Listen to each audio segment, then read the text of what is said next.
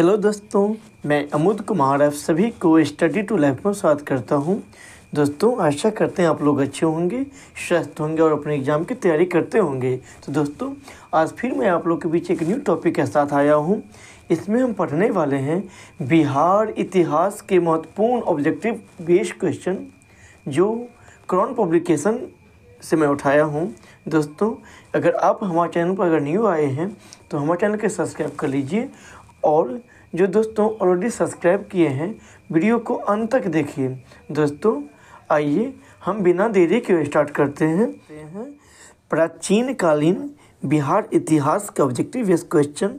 दोस्तों, अगर आपके पास क्रॉन पब्लिकेशन का बुक है तो इस सब को आप पढ़ें, इसके बाद ऑब्जेक्टिव बेस्ड क्वेश्चन बनाएं, तब आपको ज़्यादा ही समझ में आएगा। दोस्तों, अगर ये सब हम बताएंगे तो बहुत ज़्यादा टाइम लगेगा, इसलिए आइए हम बिना देरी के स्टार्ट करते हैं। देखिए, तो मेरा पहला जो ऑब्जेक्टिव बेस्ड क्वेश्चन है, ऐतिहासिक काल कहलाता है। तो इस प्रश्न का उत्तर हो जाएगा ये 600 ईसा पूर्व के पश्चात, मतलब बाद वाला काल जो है ऐतिहासिक काल कहलाता है। इसी में देखिए हमारा अगला प्रश्न है, ऐतिहासिक काल में प्रचलित था। तो इस प्रश्न का देखिए उत्तर जो जादू टोना भी था, तंत्र मंत्र भी था, सिद्धि उपासना, तो उपयुक्त सभी हो जाएगा। तो इस प्रश्न का उत्तर हो जाएगा डी। इसी में देखिए हमारा अगला प्रश्न है, ऐतिहासिक युग की प्रथा आज के समय में परंपरागत रूप से चली आई है, वह है बहेलिया कार्य, सपेरा कार्य, जादू टोना, उपयुक्त सभी हो जाएगा। तो उसका उत्तर हो जाएगा डी, इनमें से सभी। इसी में देखिए हमारा अगला प्रश्न है, ऐतिहासिक युग में बिहार के किस क्षेत्र में मनुष्यों की सर्वाधिक बसावट हुआ था। तो इस प्रश्न का उत्तर हो जाएगा ये गंगा घाटी के क्षेत्र में। इसी में देखिए हमारा अगला प्रश्न है, ऐतिहासिक युग के किस चैत्यालय से शक्ति उपासक शक्ति प्राप्त करते थे। तो इस प्रश्न का उत्तर हो जाएगा ये पूर्णभद्र चैत्यालय एवं मणिभद्र चैत्यालय, मतलब ए और बी दोनों हो जाएगा। देखिए दोस्तों, इससे आगे जो मेरा ऑब्जेक्टिव क्वेश्चन है, बिहार के प्राचीन बिहार में शासन प्रबंध की से संबंधित ऑब्जेक्टिव बेस्ड क्वेश्चन। तो आइए, मगध राजवंश का प्रतापी राजा बृहद्रथ का उल्लेख है। तो देखिए यहाँ से इसका जो उत्तर होगा, महाभारत में उल्लेख है, पुराण में भी, बौद्ध ग्रंथ, मतलब उपरोक्त सभी में उसका उल्लेख है। देखिए हमारा अगला प्रश्न है, मगध सम्राट जरासंध का उल्लेख हुआ है।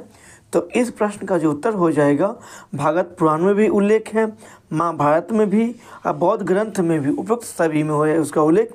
दोस्तों, अगर आप महाभारत अगर देखे होंगे तो इसमें आप देखे होंगे जो जरासंध के जो है भीम की, मतलब कृष्ण भगवान के सहयोग से भीम ने जरासंध को 2 टुकड़ी में अलग अलग दिशाओं में उसको फेंक दिया था। तो ये जरूर आप देखे होंगे इसमें सीन। तो यही जरासंध का उल्लेख जो है भागवत पुराण में भी है, महाभारत में भी है, और बौद्ध ग्रंथ जो है इस सभी में उसका उल्लेख, जरासंध का उल्लेख है। इसमें देखिए हमारा अगला प्रश्न है, मगध सम्राट बिंबिसार कितने हजार गांव, मतलब जनपद का अधिपति था। तो इस प्रश्न का उत्तर हो जाएगा 80 जो गांव, मतलब जनपद का वो अधिपति था, मतलब महाराज था। इसी में देखिए हमारा अगला प्रश्न है, मगध सम्राट बिंबिसार कुल उपज का कितना भूभाग, मतलब भूमि कर लेता था। तो इस प्रश्न का उत्तर हो जाएगा 1/6 भूमि कर लेता था। तो उसका उत्तर हो जाएगा डी। इसी में देखिए हमारा अगला प्रश्न है, मगध सम्राट बिंबिसार को सैन्य क्यों कहा जाता था। तो इस प्रश्न का जो उत्तर हो जाएगा, दोस्तों, इसको इसलिए सैन्य कहा जाता था क्योंकि सबसे पहले उन्होंने ही, बिंबिसार ने ही अस्थाई सेना रखना स्टार्ट किया था, इसलिए उसे सैन्य भी कहा जाता था। तो इस प्रश्न का जो उत्तर हो जाएगा, वो अस्थाई सेना बना रखी थी, इसलिए उसे सैन्य भी कहा। इसी में देखिए हमारा अगला प्रश्न है, गौतम बुद्ध मगध के किस राजा के शासनकाल में बुद्धत्व की प्राप्ति की थी। तो इस प्रश्न का जो उत्तर हो जाएगा, बिंबिसार के समय में। इसी में देखिए हमारा जो अगला प्रश्न है, मगध सम्राट अजातशत्रु की राज विस्तार नीति का उल्लेख किस जैन ग्रंथ में हुआ है? तो इस प्रश्न का जो उत्तर हो जाएगा निर्यावली सूत्र में इसका उल्लेख है। इसी में देखिए हमारा जो अगला प्रश्न है, मगध सम्राट अजातशत्रु के शासनकाल में मगध और वैशाली के बीच कितने वर्षों तक युद्ध चला था? तो इस प्रश्न का उत्तर हो जाएगा ये 16 वर्ष युद्ध चला था। इसी में देखिए हमारा अगला प्रश्न है, मगध सम्राट अजातशत्रु के शासनकाल में प्रथम बौद्ध संगति का आयोजन राजगिरी में कब हुआ था? तो इस प्रश्न का उत्तर हो जाएगा 483 ईसा पूर्व में। इसी 483 ईसा पूर्व में गौतम बुद्ध के वहाँ पर मतलब मृत्यु हो गया था। इसी समय में अजातशत्रु के शासनकाल में ही प्रथम बौद्ध संगीतिक आयोजन किया गया था। दोस्तों आपको बता दें, प्रथम बौद्ध संगीतिक आयोजन अजातशत्रु के समय में, दूसरा जो है कल अशोक के समय में, तीसरा अशोक के समय में और चौथा जो कुंडलवन कश्मीर जो कुषाण के समय में ये किया गया था, उसको आप याद रखें। तो पहला जो बौद्ध संगीतिक आयोजन राजगिरी, वैशाली, पाटलिपुत्र और चौथा हो गया कुंडलवन कश्मीर में, उसको आप याद रखें। इसी में देखिए हमारा अगला प्रश्न है, किस मगध सम्राट ने पाटलिपुत्र नगर बसाया था? तो इस प्रश्न का उत्तर हो जाएगा उदयन। दोस्तों ये प्रश्न ऑलरेडी बीपीएससी में ये पूछा गया था, जो मतलब पाटलिपुत्र नगर की स्थापना किसने किया था? तो हो जाएगा उदयन। दोस्तों सबसे पहले जो है ये अजातशत्रु जो वैशाली के जब आक्रमण वैशाली पर कर रहे थे, तो इसी समय आने के क्रम में उन्होंने सबसे पहले पाटलिपुत्र जो नगर था, मतलब जहाँ पर अभी पाटलिपुत्र है, इस एरिया में छावनी मतलब डाले थे। यहाँ पे जैसे कि पहले के समय लोग युद्ध करने जाते थे तो डेरा डालते थे, इसी को छावनी कहा जाता है, तो छावनी डाले थे। तो इसी जगह पे उदयन के द्वारा पाटलिपुत्र नगर बसाया था। इसी में देखिए हमारा अगला प्रश्न, हर्यक वंश का अंतिम मगध सम्राट कौन था? तो इस प्रश्न का उत्तर हो जाएगा ये नागदशक था, इसको आप याद रखें। इसी में देखिए हमारा अगला प्रश्न है, किस मगध सम्राट ने वैशाली को वास्तविक राजधानी बनाई थी? तो इस प्रश्न का उत्तर हो जाएगा शिशुनाग। किसके शासनकाल में द्वितीय बौद्ध संगति का आयोजन वैशाली में हुआ था? दोस्तों अभी जस्ट बताए हम आपको, जो प्रथम बौद्ध संगति का आयोजन अजातशत्रु के समय में किया गया था, दूसरा बौद्ध संगति का आयोजन काल अशोक के समय में किया गया था, तीसरा अशोक के समय में और चौथा मतलब कुषाण शासन के समय में ये किया गया था कुंडलवन कश्मीर में। तो इस प्रश्न का उत्तर हो जाएगा काल अशोक के समय में, इसको आप याद रखें। किस मगध सम्राट को बौद्ध ग्रंथों में उग्रसेन अर्थात प्रचंड सेना का स्वामी कहा गया है? तो इस प्रश्न का उत्तर हो जाएगा महापद नंद को, इसको आप याद रखें। बहुत ही वीवीआई क्वेश्चन है। इसमें देखिए हमारा अगला प्रश्न, किस मगध सम्राट ने अपने दरबार में चाणक्य को अपमानित किया था? तो इस प्रश्न का उत्तर हो जाएगा घनानंद ने। दोस्तों इसी में देखिए हमारा अगला प्रश्न है, मगध सम्राट घनानंद पर चंद्रगुप्त की विजय गाथा का वर्णन नाटककार विशाखदत्त के किस नाट्य पुस्तक में हुआ है? तो इस प्रश्न का उत्तर हो जाएगा मुद्रा राक्षस। दोस्तों अगर आप प्राचीन इतिहास की बुक के बारे में, लेखक और पुस्तक के बारे में जानना चाहते हैं तो हमारे YouTube चैनल के प्ले लिस्ट में इतिहास को ओपन करके आप यहाँ से देख सकते हैं। जो प्राचीन इतिहास एवं जो बुक का एवं उसके लेखक के हम ऑलरेडी इस पर वीडियो बना दिया हूँ। दोस्तों इसमें देखिए हमारा अगला प्रश्न, किस मगध सम्राट ने व्याकरणचारी पाणिनि को पुरुषपुर पेशावर से पाटलिपुत्र आमंत्रित किया था? तो इस प्रश्न का उत्तर हो जाएगा ये महापद्नंद ने। इसी में देखिए हमारा अगला प्रश्न है, किस सम्राट ने भारत में सर्वप्रथम केंद्रीकृत व्यवस्था स्थापित किया था? तो इस प्रश्न का उत्तर हो जाएगा चंद्रगुप्त मौर्य ने। चंद्रगुप्त मौर्य ने ही घनानंद को पराजित किया था और मतलब चाणक्य के कहने से ही चंद्रगुप्त मौर्य ने घनानंद से युद्ध किया और घनानंद को पराजय किया और राजा बना खुद और चाणक्य को प्राइम मिनिस्टर मतलब प्रधानमंत्री बनाया था। इसी में देखिए हमारा अगला प्रश्न है, मौर्यकालीन शासन व्यवस्था कितने प्रांतीय भागों में विभक्त था? तो इस प्रश्न का उत्तर हो जाएगा ये 5 जो है भागों में, ये मतलब प्रांतीय भागों में विभक्त था। इसी में देखिए हमारा अगला प्रश्न है, वह ग्रंथ जिसमें पाटलिपुत्र शासन का वर्णन उपलब्ध है? तो इस प्रश्न का उत्तर हो जाएगा इंडिका में। दोस्तों आपको बता दें मेगास्थनीज के द्वारा लिखा गया पुस्तक है इंडिका, इसमें जो पाटलिपुत्र के शासन व्यवस्था के वर्णन है। दोस्तों ये भी पूछ लिया जाता है अर्थशास्त्र के क्या चीज़ से संबंधित है? जो चाणक्य के द्वारा लिखा गया अर्थशास्त्र पुस्तक है ये राजनीतिक से संबंधित है, तो उसको आप याद रखें। इसी में देखिए हमारा अगला प्रश्न है, मौर्यकालीन राज्य व्यवस्था की किस अंग का प्रमुख होता था? मतलब राजा जो व्यवस्था के किस अंग का प्रमुख होता था? तो देखिए यहाँ से कार्यपालिका भी होता था, व्यवस्थापिका भी होता था और न्यायपालिका, उपरोक्त सभी हो जाएगा। लेकिन दोस्तों अभी के समय में ये कार्यपालिका अलग अलग विभाग होते हैं। न्यायपालिका मतलब न्यायाधीश होते हैं, व्यवस्थापिका अलग होते हैं, मतलब सभी को अलग अलग विभाग अभी के समय में होते हैं। इसी में देखिए हमारा अगला प्रश्न है, मौर्यकालीन नगर प्रशासन में कितनी समितियों का सहयोग रहता था? तो इस प्रश्न का उत्तर हो जाएगा ये 6। दोस्तों इस समय में जो जनसंख्या कम था इसलिए एक ही मतलब राजा ही सभी प्रकार के वो देख लेते थे, लेकिन अभी के समय में जनसंख्या अधिक होने के कारण सभी विभाग जो है अलग अलग अभी बनाए गए हैं। इसी में देखिए हमारा अगला प्रश्न है, मौर्यकालीन मंत्रिपरिषद में कितने मंत्री होते थे? तो इस प्रश्न का जो उत्तर हो जाएगा 12 से 20 मंत्री हुआ करता था, लेकिन अभी के समय में कुल जो है लोकसभा, जैसे कि लोकसभा में अगर मंत्री बने तो कुल मतलब 15% अभी होता है कुल लोकसभा के सीट का। इसी में देखिए हमारा अगला प्रश्न है, मौर्यकालीन केंद्रीय शासन संचालन के लिए कई विभाग बनाए गए थे, उन विभागों को क्या कहा जाता था? तो इस प्रश्न का उत्तर हो जाएगा विभाग, इस समय में इस विभागों को तीर्थ कहा जाता था। इसी में देखिए हमारा अगला प्रश्न है, कौटिल्य के अर्थशास्त्र में कितने तीर्थों मतलब विभागों का उल्लेख है? तो इस प्रश्न का उत्तर हो जाएगा 18।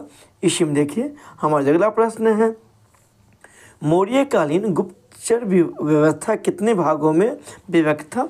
तो इस प्रश्न का उत्तर हो जाएगा ये 2 भागों में ये विभक्त था, इसको आप याद रखें। इसी में देखिए मौर्यकालीन राजस्व के कितने स्रोत थे? तो इस प्रश्न का उत्तर हो जाएगा 7 स्रोत थे, इस सब को आप याद रखें।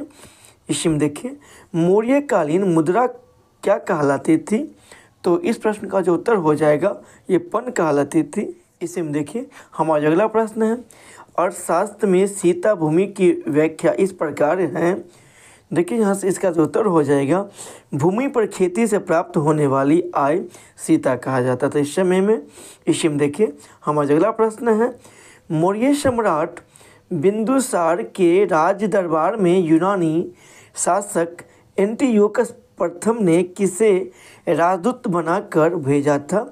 तो मतलब इस प्रश्न का जो उत्तर हो जाएगा ये मेगास्थनीज को। इसी में देखिए हमारा अगला प्रश्न है, ग्रीक शासक सेल्यूकस को किसने पराजित किया था? तो इस प्रश्न का उत्तर हो जाएगा चंद्रगुप्त मौर्य ने। इसी में देखिए हमारा अगला प्रश्न है, नागार्जुन पहाड़ी गुफाओं में किसने आजीविकों के लिए गुफाओं का निर्माण करवाया था?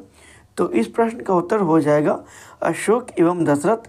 अशोक का पौत्र हैं दशरथ, इसी का उल्लेख किया गया है। अगला प्रश्न है, किस मगध सम्राट ने गुप्त संवत का प्रवर्तन किया है?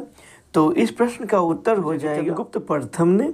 इसी में देखिए हमारा अगला प्रश्न है, किस मगध सम्राट के शासन काल में चीनी बौद्ध यात्री फाहियान भारत पहुंचा था?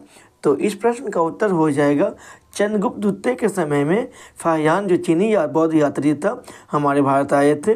इसी में देखिए हमारा अगला प्रश्न है, चंद्रगुप्त प्रथम का राज्याभिषेक कहाँ हुआ था? तो इस प्रश्न का उत्तर हो जाएगा ये पाटलिपुत्र में। इसी में देखिए हमारा अगला प्रश्न है, गुप्त वंश की स्थापना वर्ष था? तो इस प्रश्न का उत्तर हो जाएगा 320 ईस्वी में गुप्त वंश की स्थापना हुआ था। इसी में देखिए हमारा अगला प्रश्न है, बिहार में गुप्त शक्ति के संगठन का श्रेय किसे दिया जाता है? तो इस प्रश्न का जो उत्तर हो जाएगा चंद्रगुप्त द्वितीय को। इसी में देखिए हमारा अगला प्रश्न है, किस शासक से सिंहल श्रीलंका के राजा मेघवर्मन ने बोध गया में बौद्ध मठ स्थापित करने की अनुमति मांगी थी? तो इस प्रश्न का उत्तर हो जाएगा समुद्रगुप्त से। इसी में देखिए हमारा अगला प्रश्न है, नालंदा विश्वविद्यालय के स्थापना का युग है। इस प्रश्न का जो उत्तर हो जाएगा गुप्त जो साम्राज्य था, गुप्त साम्राज्य की स्थापना श्री गुप्त ने किया था। गुप्त के शासन काल में मतलब गुप्त शासन के समय में ही नालंदा विश्वविद्यालय की स्थापना किया गया था। इसी में देखिए हमारा अगला प्रश्न है, नालंदा विश्वविद्यालय का संस्थापक था? तो इस प्रश्न का उत्तर हो जाएगा कुमार गुप्त के द्वारा नालंदा विश्वविद्यालय की स्थापना किया गया था। इसी में देखिए हमारा अगला प्रश्न है, बोध गया के महाबोधि मंदिर की स्थापना हुई है? तो इस प्रश्न का उत्तर हो जाएगा गुप्त काल में ही। हमारा अगला प्रश्न है, चीनी बौद्ध यात्री फाहियान कितने समय तक पाटलिपुत्र में रहा था?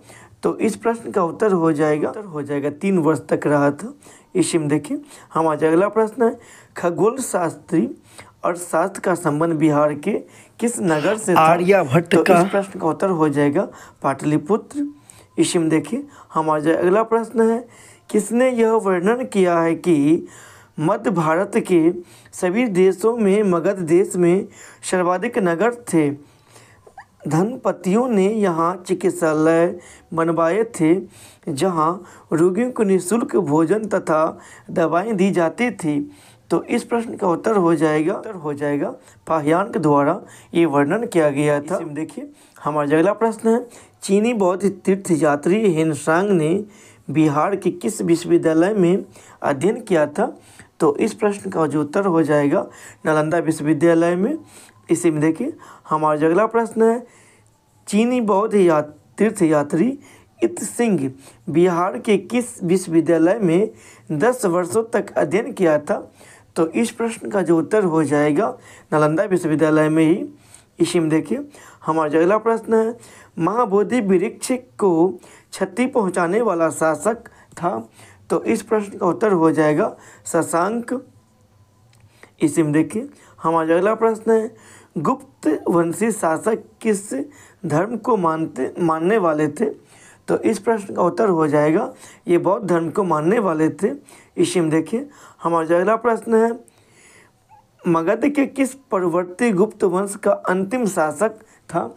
तो इस प्रश्न का उत्तर हो जाएगा जीवितगुप्त। गुप्त काल की समाप्ति के बाद किस वंश का शासन मगध में स्थापित हुआ था? तो इस प्रश्न का उत्तर हो जाएगा मौखरी वंश। देखिए दोस्तों, इससे आगे जो मेरा ऑब्जेक्टिव क्वेश्चन है जैन धर्म और बिहार से संबंधित ऑब्जेक्टिव क्वेश्चन है, जैन दर्शन के अनुसार संसार का वास्तविक कारण क्या है? तो इस प्रश्न का उत्तर हो जाएगा आदि तत्व। इसी में देखिए हमारा अगला प्रश्न है, जैन दर्शन के अनुसार आदि तत्व हैं? तो इसका उत्तर हो जाएगा ये 6। इसी में देखिए हमारा अगला प्रश्न है, जैन दर्शन के अनुसार जीन कहलाता है? देखिए तो इसका उत्तर हो जाएगा मुक्त जीवन, मोक्ष, कर्मक्ष, उपरोक्त सभी हो जाएगा। तो उसका उत्तर हो जाएगा डी। जैन धर्म में जीवन का अंतिम लक्ष्य है? तो इस प्रश्न का उत्तर हो जाएगा त्रिश जनित बंधन से मुक्त जैन धर्म का अंतिम लक्ष्य है। इसी में देखिए हमारा अगला प्रश्न है, विश्व का प्राचीनतम शास्त्रीय धर्म है? तो इस प्रश्न का जो उत्तर हो जाएगा जैन धर्म। जैन धर्म कहाँ से विस्तार पाया था? तो इस प्रश्न का उत्तर हो जाएगा बिहार से ही। इसी में देखिए हमारा अगला प्रश्न है, जैन धर्म के पहले तीर्थकर कौन थे? तो इस प्रश्न का उत्तर हो जाएगा ऋषभदेव। दोस्तों, जैन धर्म के संस्थापक ऋषभदेव को ही माने जाते हैं क्योंकि पहले तीर्थकर ऋषभदेव ही थे। 10वें तीर्थकर शीतलनाथ का चरण चिन्ह कहाँ अंकित है? तो इस प्रश्न का उत्तर हो जाएगा चतरा में। इसी में देखिए हमारा अगला प्रश्न है, 24वें जैन तीर्थकरों में से कितने तीर्थकरों ने सम्मेद शिखर मतलब पारसनाथ पहाड़ पर निर्माण प्राप्त किया था? तो इस प्रश्न का जो उत्तर हो जाएगा 20। दोस्तों टोटल जो है 24 जैन तीर्थकर थे, जिसमें कि अंतिम जैन तीर्थकर महावीर स्वामी, जिसमें कि 24 में से 20 जो है ये जो सबका निर्माण प्राप्त पारसनाथ की जो पहाड़ हैं इसी पर सबको मतलब मृत्यु हुआ। इसी में देखिए हमारा अगला प्रश्न है, पारसनाथ श्री सम्मेद शिखर किस तीर्थकर के नाम पर पड़ा है?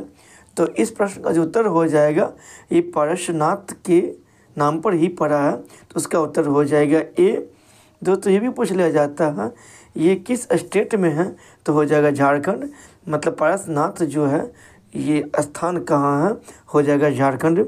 इसी में देखिए हमारा अगला प्रश्न, श्री सम्मेद शिखर पारसनाथ पहाड़ को प्राचीन काल में कहा जाता था?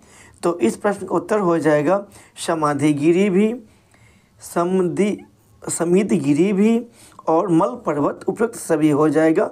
उसका उत्तर हो जाएगा डी। इसी में देखिए हमारा अगला प्रश्न है, किस तीर्थकर का जन्म मिथिला में हुआ था? तो इस प्रश्न का जो उत्तर हो जाएगा मल्लीनाथ का जन्म जो है मिथिला में हुआ था। इसी में देखिए हमारा अगला प्रश्न है, किस तीर्थकर का जन्म चंपापुरी भागलपुर के निकट में हुआ था? तो इस प्रश्न का उत्तर हो जाएगा ये वसु पूज्य का जन्म जो है चंपापुरी जो भागलपुर वर्तमान में है यहाँ हुआ था। इसी में देखिए हमारा अगला प्रश्न है, विस्मय तीर्थकर सुब्रतनाथ का जन्म कहाँ हुआ था? तो इस प्रश्न का उत्तर हो जाएगा राजगृह में हुआ था। इसी में देखिए हमारा अगला प्रश्न है, चंद्रगुप्त मौर्य के समकालीन जैन आचार्य की पवित्र समाधि कहाँ है? तो इस प्रश्न का उत्तर हो जाएगा पटना में। इसी में देखिए हमारा अगला प्रश्न है, चंद्रगुप्त मौर्य के शासन काल में प्रथम जैन संगीति का आयोजन कहाँ हुआ था? तो इस प्रश्न का उत्तर हो जाएगा पाटलिपुत्र में। इसी में देखिए हमारा अगला प्रश्न है, प्रथम जैन संगीति का अध्यक्षता किस जैन आचार्य ने की थी? तो इस प्रश्न का उत्तर हो जाएगा स्तुलभद्र के द्वारा प्रथम जैन संगति जो पाटलिपुत्र में हुआ था इसका आयोजन किया गया था। इसी में देखिए हमारा अगला प्रश्न है, किस जैन संगति के पश्चात जैन धर्म दिगंबर एवं श्वेतंबर में विभाजित हो गया था? तो इस प्रश्न का उत्तर हो जाएगा ये प्रथम जैन संगति जो हुआ था इसी समय में जैन धर्म दो भागों में बंट गए थे, श्वेतंबर एवं दिगंबर में। तो इसको आप याद रखें, दिगंबर के उप संप्रदाय हैं।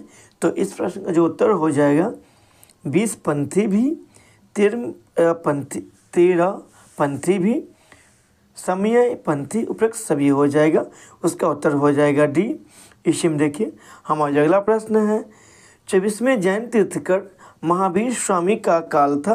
तो इस प्रश्न का उत्तर हो जाएगा 540 ईसा पूर्व में जन्म हुआ था और 668 ईसा पूर्व में उसका मृत्यु महापरिनिर्वाण मतलब मृत्यु हो गया था। तो उसका उत्तर हो जाएगा बी। इसी में देखिए हमारा अगला प्रश्न है, जैन धर्म के किस शास्त्र को वेद में सम्मिलित किया गया है? तो इस प्रश्न का जो उत्तर हो जाएगा ये आगम शास्त्र को। इसी में देखिए हमारा अगला प्रश्न है, ऋग्वेद की ऋचाओं में किन दो जैन तीर्थकरों का उल्लेख है?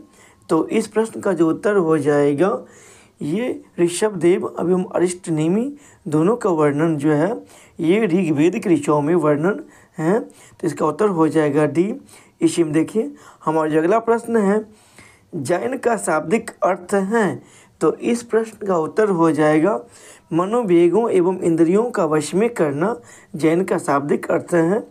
इसी में देखिए हमारा अगला प्रश्न है, निर्ग्रंथ किन्हें कहा जाता है? तो इस प्रश्न का जो उत्तर हो जाएगा जैनों को।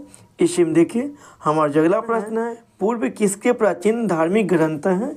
तो इस प्रश्न का उत्तर हो जाएगा जैनिक को। इसी में देखिए हमारा अगला प्रश्न है, 24वें तीर्थकर महावीर का जन्म कहाँ हुआ था? तो इस प्रश्न का जो उत्तर हो जाएगा कुंडग्राम में। इसको आप याद रखें। लेकिन आपको पूछ लिया जाएगा गौतम बुद्ध जो है महावीर मतलब गौतम बुद्ध का जन्म कहाँ हुआ था? तो हो जाएगा लुम्बिनी ग्राम में। लेकिन ये बौद्ध लेकिन आपको पूछ लिया जाएगा महावीर स्वामी का जन्म कहाँ हुआ था, कुंडग्राम वैशाली में, उसको आप याद रखें। इसी में देखिए हमारा अगला प्रश्न है 24वें तीर्थंकर महावीर का अधिक समय कहाँ बीता था। तो इस प्रश्न का जो उत्तर हो जाएगा ये मगध में बीता था। इसी में देखिए हमारा अगला प्रश्न है महावीर ने किस भाषा में प्रवचन दिया करते थे। तो इस प्रश्न का जो उत्तर हो जाएगा अर्धमगधी भाषा में। इसी में देखिए हमारा अगला प्रश्न है ज्ञान प्राप्ति के बाद महावीर ने अपना प्रथम प्रवचन कहाँ दिया था। तो इस प्रश्न का जो उत्तर हो जाएगा राजगृह में। इसी में देखिए हमारा अगला प्रश्न है महावीर का पहला शिष्य कौन था। तो इस प्रश्न का जो उत्तर हो जाएगा जमाली था। इसके उत्तर यहाँ इस प्रश्न का जो उत्तर हो जाएगा जमाली। देखिए यहाँ पर ये जमाली जो है महावीर स्वामी का अपना ही दामाद था। दोस्तों इससे आगे जो है मेरा ऑब्जेक्टिव इस क्वेश्चन जो बौद्ध धर्म और बिहार से संबंधित हैं। गौतम बुद्ध ने बोध गया में कब सर्वोच्च ज्ञान मतलब बुद्धि प्राप्त किया था। तो इस प्रश्न का जो उत्तर हो जाएगा 528 ईसा पूर्व में जो गौतम बुद्ध के जो बोध गया मतलब वर्तमान में जो गया जिला है यहाँ पे ज्ञान की प्राप्ति हुआ था। इसी में देखिए हमारा अगला प्रश्न है बुद्ध का तात्पर्य है। तो इस प्रश्न का उत्तर हो जाएगा ये प्रबुद्ध व्यक्ति मतलब जब बुद्ध का अर्थ है। इसी में देखिए हमारा अगला प्रश्न है निर्वाण का अर्थ है। तो इस प्रश्न का उत्तर हो जाएगा समाप्त होना या मतलब मृत्यु हो जाना, समाप्त होना या बुझना निर्वाण का अर्थ होता है। इसी में देखिए हमारा अगला प्रश्न है बौद्ध धर्म का मूल सिद्धांत है। इस प्रश्न का जो उत्तर हो जाएगा प्रतित्य समुत्पाद बौद्ध धर्म का मूल सिद्धांत है। इसी में देखिए हमारा अगला प्रश्न है बौद्ध धर्म के अनुसार जीवन का चरम लक्ष्य है। तो इस प्रश्न का उत्तर हो जाएगा निर्वाण प्राप्ति, जीवन मरण के चक्र से मुक्त हो जाना, मोक्ष प्राप्ति, उपरोक्त सभी हो जाएगा। उसका उत्तर हो जाएगा डी। बुद्ध के अनुसार दुख निरोध गामिनी प्रतिपदा है। तो इस प्रश्न का जो उत्तर हो जाएगा यह अष्टांगिक मार्ग। इसी में देखिए हमारा अगला प्रश्न है गौतम अथवा सिद्धार्थ कितने वर्ष की आयु में सर्वोच्च ज्ञान की प्राप्ति मतलब बुद्ध बने थे। तो इस प्रश्न का उत्तर हो जाएगा 35 वर्ष की आयु में। दोस्तों गौतम बुद्ध का बचपन का नाम ही सिद्धार्थ है। उसका नाम इसलिए मतलब गौतम पड़ गया जो उसके मौसी का नाम उसके मम्मी की मृत्यु होने के बाद उसकी लालन पालन जो है उसके मौसी प्रजापति गौतमी ने ही किया था, इसलिए उसको नाम गौतम पड़ा। इसी में देखिए हमारा अगला प्रश्न है गौतम अथवा सिद्धार्थ का जन्म कब कपिलवस्तु के लुम्बिनी ग्राम में हुआ था। तो इस प्रश्न का जो उत्तर हो जाएगा 563 ईसा पूर्व में गौतम बुद्ध का जन्म कपिलवस्तु के लुम्बिनी ग्राम में हुआ था।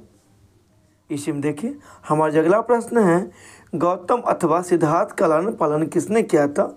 अभी हम जस्ट बताए हैं उसकी मौसी जो है प्रजापति गौतमी ने ही गौतम बुद्ध के लालन मतलब सिद्धार्थ का लालन पालन किया। गौतम अथवा सिद्धार्थ का गृह त्याग कहलाता है। तो इस प्रश्न का उत्तर हो जाएगा महाभिनिष्क्रमण जो है गृह त्याग की घटना कहलाता है। इसी में देखिए हमारा अगला प्रश्न है दिव्य ज्ञान प्राप्ति के बाद बुद्ध ने सारनाथ में 5 शिष्यों को धर्मोपदेश दिया था। इसी के साथ बौद्ध धर्म की स्थापना हुई। 528 ईसा पूर्व में बौद्ध परंपरा में इसे कहा जाता है। तो इस प्रश्न का उत्तर हो जाएगा धर्म चक्र परिवर्तन। दोस्तों थोड़ा फ्रेश नहीं है, आप अपने वीडियो क्वालिटी को बढ़ाकर इसको आप देख लीजिए। इसी में देखिए हमारा अगला प्रश्न है बिहार के बौद्धकालीन गणराज्यों का विस्तृत वर्णन किस बौद्ध ग्रंथ में है। तो इस प्रश्न का जो उत्तर हो जाएगा अंगुत्तर निकाय में। इसी में देखिए हमारा अगला प्रश्न है बौद्धकालीन मगध सम्राट बिंबिसार 12 नियुक्त 1,20,000 प्रजाजनों के साथ राजगृह के लट्ठी वन उद्यान में बुद्ध के अनुयायी बने थे। इसका उल्लेख किस बौद्ध ग्रंथ में है। तो इसका वर्णन जो है विनय पिटक में वर्णन है।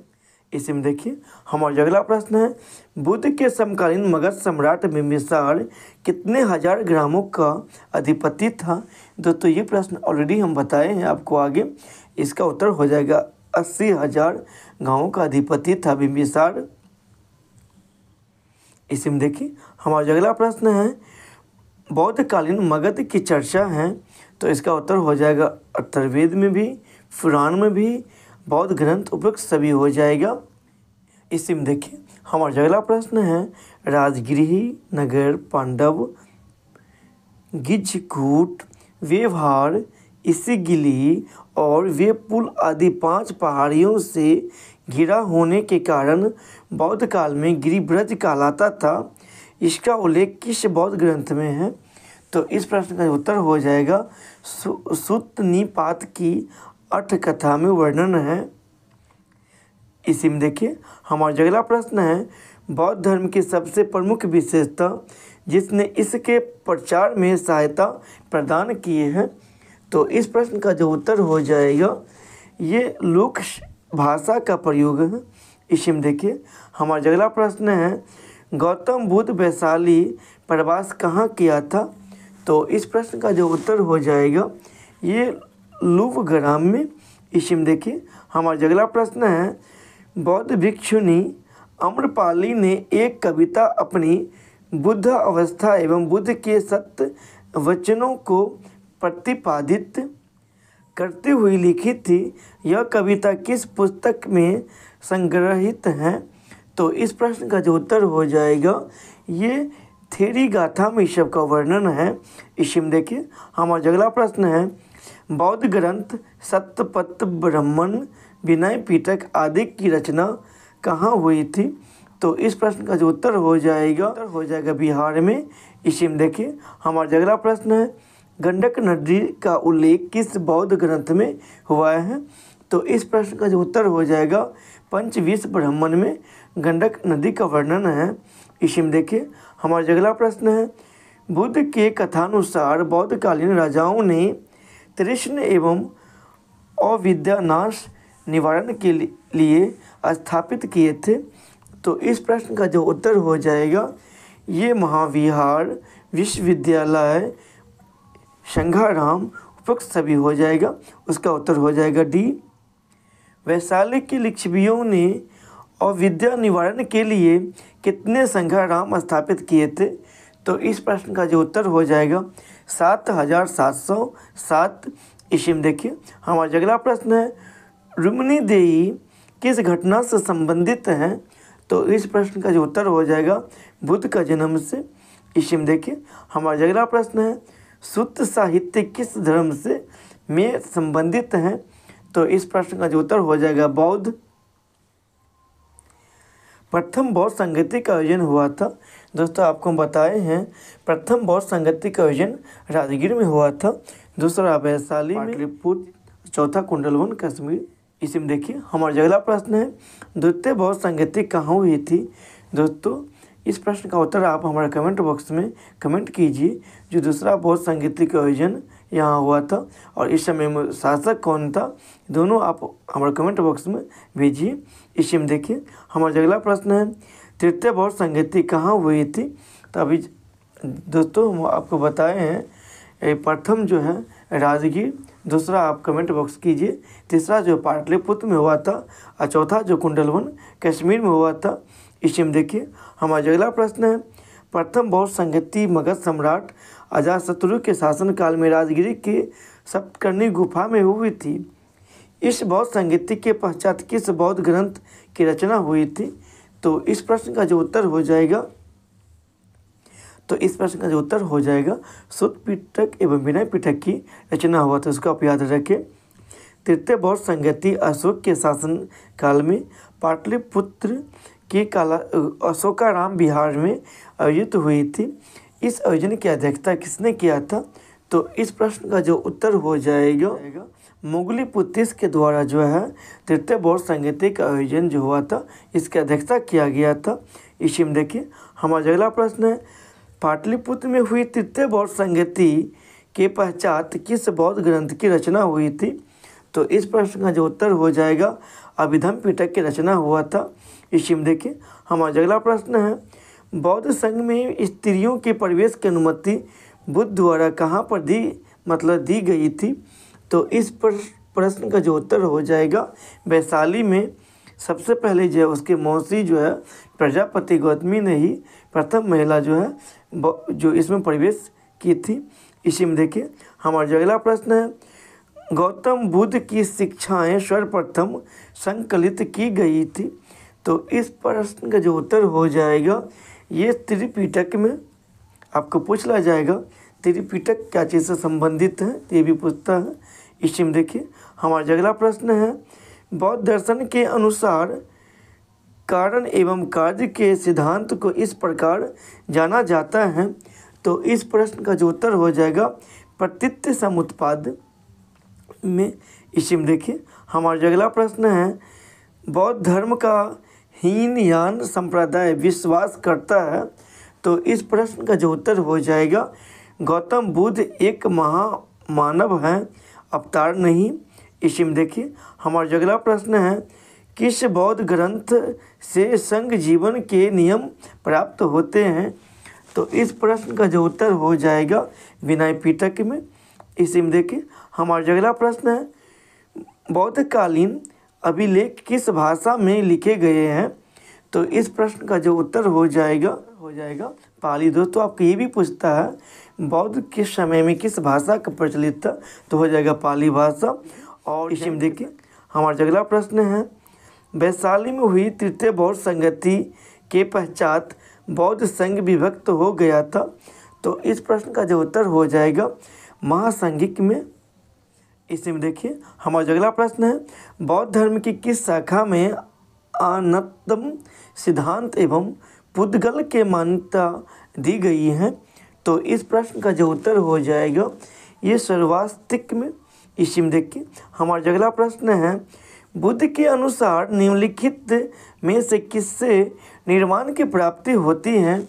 तो इस प्रश्न का जो उत्तर हो जाएगा अष्टांगिक मार्ग के अनुपालन से। इसी में देखिए हमारा अगला प्रश्न है, अष्टांगिक मार्ग की संकल्पना अंग है। तो इस प्रश्न का उत्तर हो जाएगा धर्मचक्र प्रवर्तन सूत्र के विषय वस्तु का। इसी में देखिए हमारा अगला प्रश्न है, न्याय शास्त्र से संबंधित ग्रंथ तत्व चिंतामणि की रचना कहाँ हुई थी। तो इस प्रश्न का जो उत्तर हो जाएगा बिहार में। इसी में देखिए हमारा अगला प्रश्न है, बौद्धकालीन बिहार के गांवों के समूह का कहा जाता था। तो इस प्रश्न का जो उत्तर हो जाएगा ये आपन। इसी में देखिए हमारा अगला प्रश्न है, बौद्धकालीन बिहार में कितने प्रकार के शिल्प प्रचलित थे। तो इस प्रश्न का जो उत्तर हो जाएगा 25। इसी में देखिए हमारा अगला प्रश्न है, बुद्ध ने विवाह योग्य बालिकाओं को किस प्रकार का उपदेश दिया था। तो इस प्रश्न का जो उत्तर हो जाएगा शिल्पी बनने का। इसी में देखिए हमारा अगला प्रश्न है, बुद्ध के समय बिहार में बैलों की जोड़ी कितने कहापन प्रचलित मुद्रा में मिलता था। तो इस प्रश्न का जो उत्तर हो जाएगा ये 24 कहापन में। इसी में देखिए हमारा अगला प्रश्न है, गौतम बुद्ध ने वैशाली में अंतिम वर्षावास था, उस वर्षावास की संख्या थी। तो इस प्रश्न का उत्तर हो जाएगा 45वां। इसी में देखिए हमारा अगला प्रश्न है, बुद्ध का महापरिनिर्वाण कब हुआ था। तो इसका महापरिनिर्वाण जो है 483 ईसा पूर्व में हुआ था और 563 ईसा पूर्व में जन्म हुआ था और 483 ईसा पूर्व में मृत्यु हुआ था। इसी में देखिए हमारा अगला प्रश्न है, बुद्ध के महापरिनिर्वाण के पश्चात कौन बौद्ध संघ का प्रधान बना था। तो इस प्रश्न का उत्तर हो जाएगा महाकश्यप। इसी में देखिए हमारा अगला प्रश्न है, बिहार में हुए बौद्ध संगतियों के पश्चात कौन सा बौद्ध सिद्धांत का प्रतिपादन हुआ था। तो इस प्रश्न का जो उत्तर हो जाएगा ये प्रतीत समुत्पाद। दोस्तों इससे आगे जो मेरा ऑब्जेक्टिव बेस्ड क्वेश्चन रहेगा, बौद्धकालीन संज्ञाराम महाविहार एवं विश्वविद्यालय से संबंधित बाड़मेर जैन तीर्थकर वसुपुंज का जन्म कहाँ हुआ था। तो इस प्रश्न का उत्तर हो जाएगा ये चंपा में हुआ था। दोस्तों अगर जैन धर्म से संबंधित अगर ऑब्जेक्टिव क्वेश्चन और जैन धर्म से विस्तार में अगर आप जानना चाहते हैं तो आप हमारे यूट्यूब चैनल के प्ले लिस्ट में जाकर जैन धर्म, बौद्ध धर्म समेत पूरे ऑब्जेक्टिव और टॉपिक पर वीडियो ऑलरेडी बना दिया हूँ, इसको आप यहाँ से देख सकते हैं। इसी में देखिए हमारा अगला प्रश्न है, बिंबिसार कालीन मगध की चर्चा हुआ है। तो इस प्रश्न का जो उत्तर हो जाएगा अथर्ववेद में भी हुआ है, अंगुत्तर निकाय में भी और महाभारत में भी, उपरोक्त सभी हो जाएगा। इसी में देखिए हमारा अगला प्रश्न है, किस मगध सम्राट ने मगध की राजधानी राजगिरी से पाटलिपुत्र किया था? तो इस प्रश्न का उत्तर हो जाएगा उदयन। दोस्तों आप ये भी याद रखिएगा पाटलिपुत्र की स्थापना किसने किया? तो हो जाएगा उदयन ने। ये प्रश्न ऑलरेडी पूछा हुआ एग्जाम में है। इसी में देखिए हमारा अगला प्रश्न है, मगध सम्राट कालाशोक के शासनकाल में वैशाली में बौद्ध संगति हुई थी। दोस्तों इससे पहले पार्ट 1 वीडियो जो हम बनाए इसमें ऑलरेडी बता दिए हैं, जो बौद्ध जो संघ की जो संघ आयोजन, पहला आयोजन जो है अजातशत्रु के समय में हुआ था, दूसरा कालाशोक के समय में, तीसरा अशोक के समय में और चौथा जो है जो कुषाण शासन के कनिष्क के समय में हुआ था। तो हमको पूछा है कालाशोक के समय में कौन से बौद्ध संगति हुई थी? तो इस प्रश्न का उत्तर हो जाएगा ये द्वितीय बौद्ध संगति हुई थी। इसी में देखिए हमारा अगला प्रश्न है, किस नाट्य रचना में उल्लेख है कि नंद शासक घनानंद को गद्दी से हटाकर चंद्रगुप्त मौर्य ने मगध का शासक बना था? तो इस प्रश्न का उत्तर हो जाएगा मुद्रा राक्षस में। इसी में देखिए किस मगध सम्राट ने पाटलिपुत्र में तृतीय बौद्ध संगति का आयोजन करवाया था? तो इस प्रश्न का उत्तर हो जाएगा अशोक। अभी जस्ट हम बताए हैं, प्रथम अजातशत्रु के समय में बौद्ध संगति हुआ था, दूसरा कालाशोक के समय में, तीसरा अशोक के समय में, चौथा कनिष्क के समय में। इस सब का आप याद रखें। इसी में देखिए हमारा अगला प्रश्न है, किस खगोल शास्त्री ने सर्वप्रथम यह सिद्ध किया था कि प्रकृति के नियम के अनुसार सभी चीज़ें धरती पर गिरती हैं? तो इस प्रश्न का उत्तर हो जाएगा ब्रह्मगुप्त ने। इसी में देखिए हमारा अगला प्रश्न है, गुप्तकालीन पशु विज्ञानी थे? तो इस प्रश्न का उत्तर हो जाएगा पाल कप्य। इसी में देखिए हमारा अगला प्रश्न है, नालंदा विश्वविद्यालय के आचार्य विरोचन की रचना है? तो इस प्रश्न का उत्तर हो जाएगा रत्नवाद चक्र है। इसी में देखिए हमारा अगला प्रश्न, विक्रमशिला विश्वविद्यालय की कौन आचार्य शांतिपा के नाम से प्रसिद्ध हुए थे? तो इस प्रश्न का उत्तर हो जाएगा रत्नाकर शांति। दोस्तों इससे आगे जो मेरा ऑब्जेक्टिव क्वेश्चन है, मध्यकालीन बिहार से संबंधित ऑब्जेक्टिव ये क्वेश्चन है, 8वीं शताब्दी के मध्य मौखरी वंशीय शासन की समाप्ति के बाद किस वंशीय शासन की नींव बिहार में पड़ी थी? तो इस प्रश्न का उत्तर हो जाएगा पाल वंशीय। इसी में देखिए हमारा अगला प्रश्न है, पाल वंशीय प्रथम राजा था? तो इस प्रश्न का उत्तर हो जाएगा ये गोपाल प्रथम था। इसी में देखिए हमारा अगला प्रश्न है, उदंतपुरी विश्वविद्यालय की स्थापना किस पाल वंशीय राजा ने करवाई थी? इस प्रश्न का उत्तर होगा गोपाल प्रथम के द्वारा उदंतपुरी में जो विश्वविद्यालय की स्थापना करवाया गया था। इसी में देखिए हमारा अगला प्रश्न है, विक्रमशिला विश्वविद्यालय का संस्थापक कौन था? तो इस प्रश्न का उत्तर हो जाएगा धर्मपाल। इसी में देखिए हमारा अगला प्रश्न है, मुंगेर को अपनी राजधानी बनाने वाला पाल शासक था? तो इस प्रश्न का उत्तर हो जाएगा दीपपाल। इसी में देखिए हमारा अगला प्रश्न है, बिहार में नुहानी शासन शुरू किया था? तो इस प्रश्न का जो उत्तर हो जाएगा दरिया खान नुहानी के द्वारा जो है नुहानी शासन शुरू किया गया था। इसी में देखिए हमारा अगला प्रश्न है, बाबर को किसने इब्राहिम लोदी पर आक्रमण करने के लिए आमंत्रित किया था?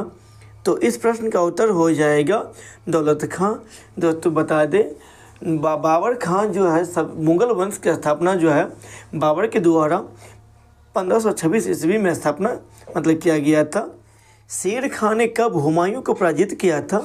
तो इस प्रश्न का जो उत्तर हो जाएगा 26 जून 1539 ईस्वी में पराजित किया था। इसी में देखिए हमारा अगला प्रश्न है, शेर खान ने कब हिंदुस्तान का बादशाह के रूप में राज्याभिषेक करवाया था? तो इस प्रश्न का उत्तर हो जाएगा 10 जून 1540 ईस्वी को। इसी में देखिए हमारा अगला प्रश्न है, बिहार की राजधानी बिहार शरीफ से किसने पटना कर दिया था? तो इस प्रश्न का उत्तर हो जाएगा शीर्षांक के द्वारा ही। बिहार में पाल युग में कंसे से निर्मित मूर्ति की एक उन्नत शैली का विकास हुआ था। इस उन्नत शैली के निर्माण में निर्णायक देन थी। तो इस प्रश्न का उत्तर हो जाएगा धीमन एवं विट्ठपाल की। इसी में देखिए हमारा अगला प्रश्न है, पालकालीन कलाकार धीमन एवं विट्ठपाल कहाँ के निवासी थे? तो इस प्रश्न का उत्तर हो जाएगा नालंदा को निवासी थे। इसी में देखिए हमारा अगला प्रश्न है, चित्रित पांडुलिपि अष्टसहस्रिक प्रज्ञा पारमित और पंचरक्ष किस युग के थे? तो इस प्रश्न का उत्तर हो जाएगा ये पाल युग के ही थे। इसी में देखिए हमारा अगला प्रश्न है, पालकालीन चित्रकला का चित्र रूप कहाँ से प्राप्त हुआ है? तो इस प्रश्न का उत्तर हो जाएगा पटना से। इसी में देखिए हमारा अगला प्रश्न है, बिहार में प्रारंभिक तुर्क गतिविधियों के संदर्भ में महत्वपूर्ण जानकारी के प्रमुख स्रोत हैं। तो इस प्रश्न का उत्तर हो जाएगा तबकाते नासरी में ये बात बताया गया है। इसी में देखिए हमारा अगला प्रश्न है, पाल काल में श्रीनगर भुक्ति किसे कहा जाता था? तो इस प्रश्न का उत्तर हो जाएगा मगध को। इसी में देखिए हमारा अगला प्रश्न है, तिरहुत में फिरोज तुगलक ने किस वंश का शासन आरंभ करवाया था? तो इस प्रश्न का उत्तर हो जाएगा वैनवार वंश की स्थापना किया था तिरहुत में फिरोज तुगलक के द्वारा।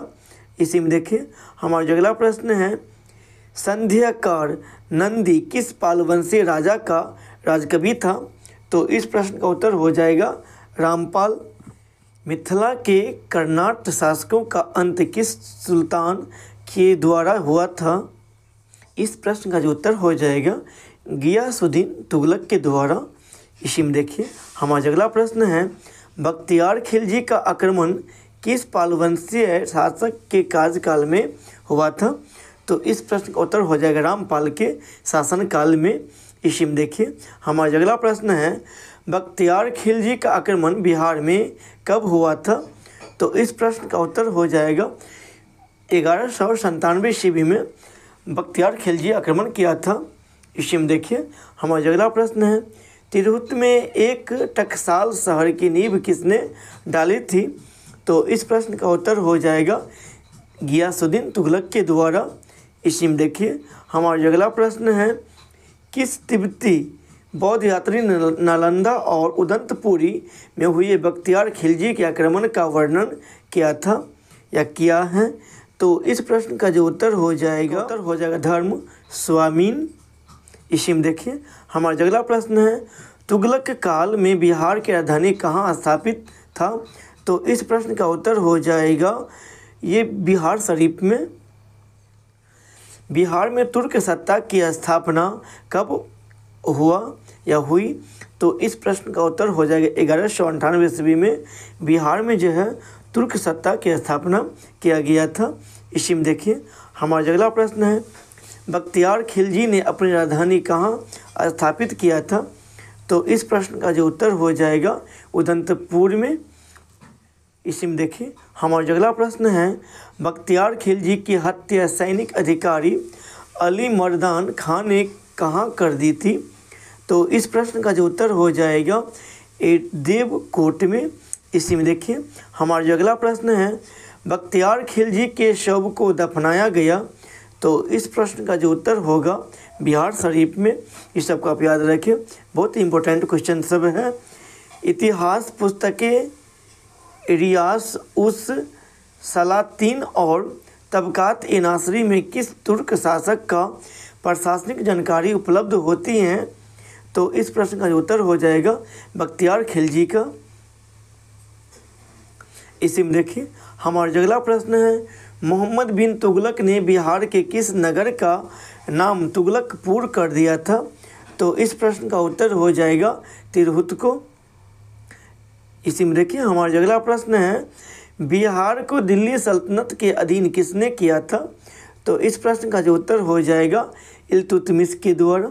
इसी में देखिए हमारा अगला प्रश्न है, इल्तुतमिश ने किसे पराजित कर बिहार पर अधिकार किया था? इस प्रश्न का उत्तर हो जाएगा हुसामुद्दीन एवाज। इसी में देखिए हमारा अगला प्रश्न है, मिथिला के कर्नाट वंश के शासक हरि सिंह देव को पराजित करने वाला सुल्तान था? इस प्रश्न का जो उत्तर हो जाएगा गियासुद्दीन तुगलक। दोस्तों इससे आगे जो मेरा ऑब्जेक्टिव क्वेश्चन है मुगल कालीन बिहार से संबंधित ऑब्जेक्टिव बेस्ड क्वेश्चन है। अब आपको हम बताए हैं मुगल वंश की स्थापना जो है बाबर के द्वारा 1526 ईस्वी में किया था। तो आइए हम देखते हैं इसमें आगे, किस मुगल बादशाह ने जजिया कर बंद कर देने का आदेश दिया था? तो इस प्रश्न का उत्तर हो जाएगा रफ़ी-उद-दरजात के द्वारा। इसी में देखिए हमारा अगला प्रश्न है, सैयद बंधुओं के नियंत्रण व निगरानी में कौन मुगल बादशाह रहा था? तो इस प्रश्न का उत्तर हो जाएगा रफ़ी-उद-दौला।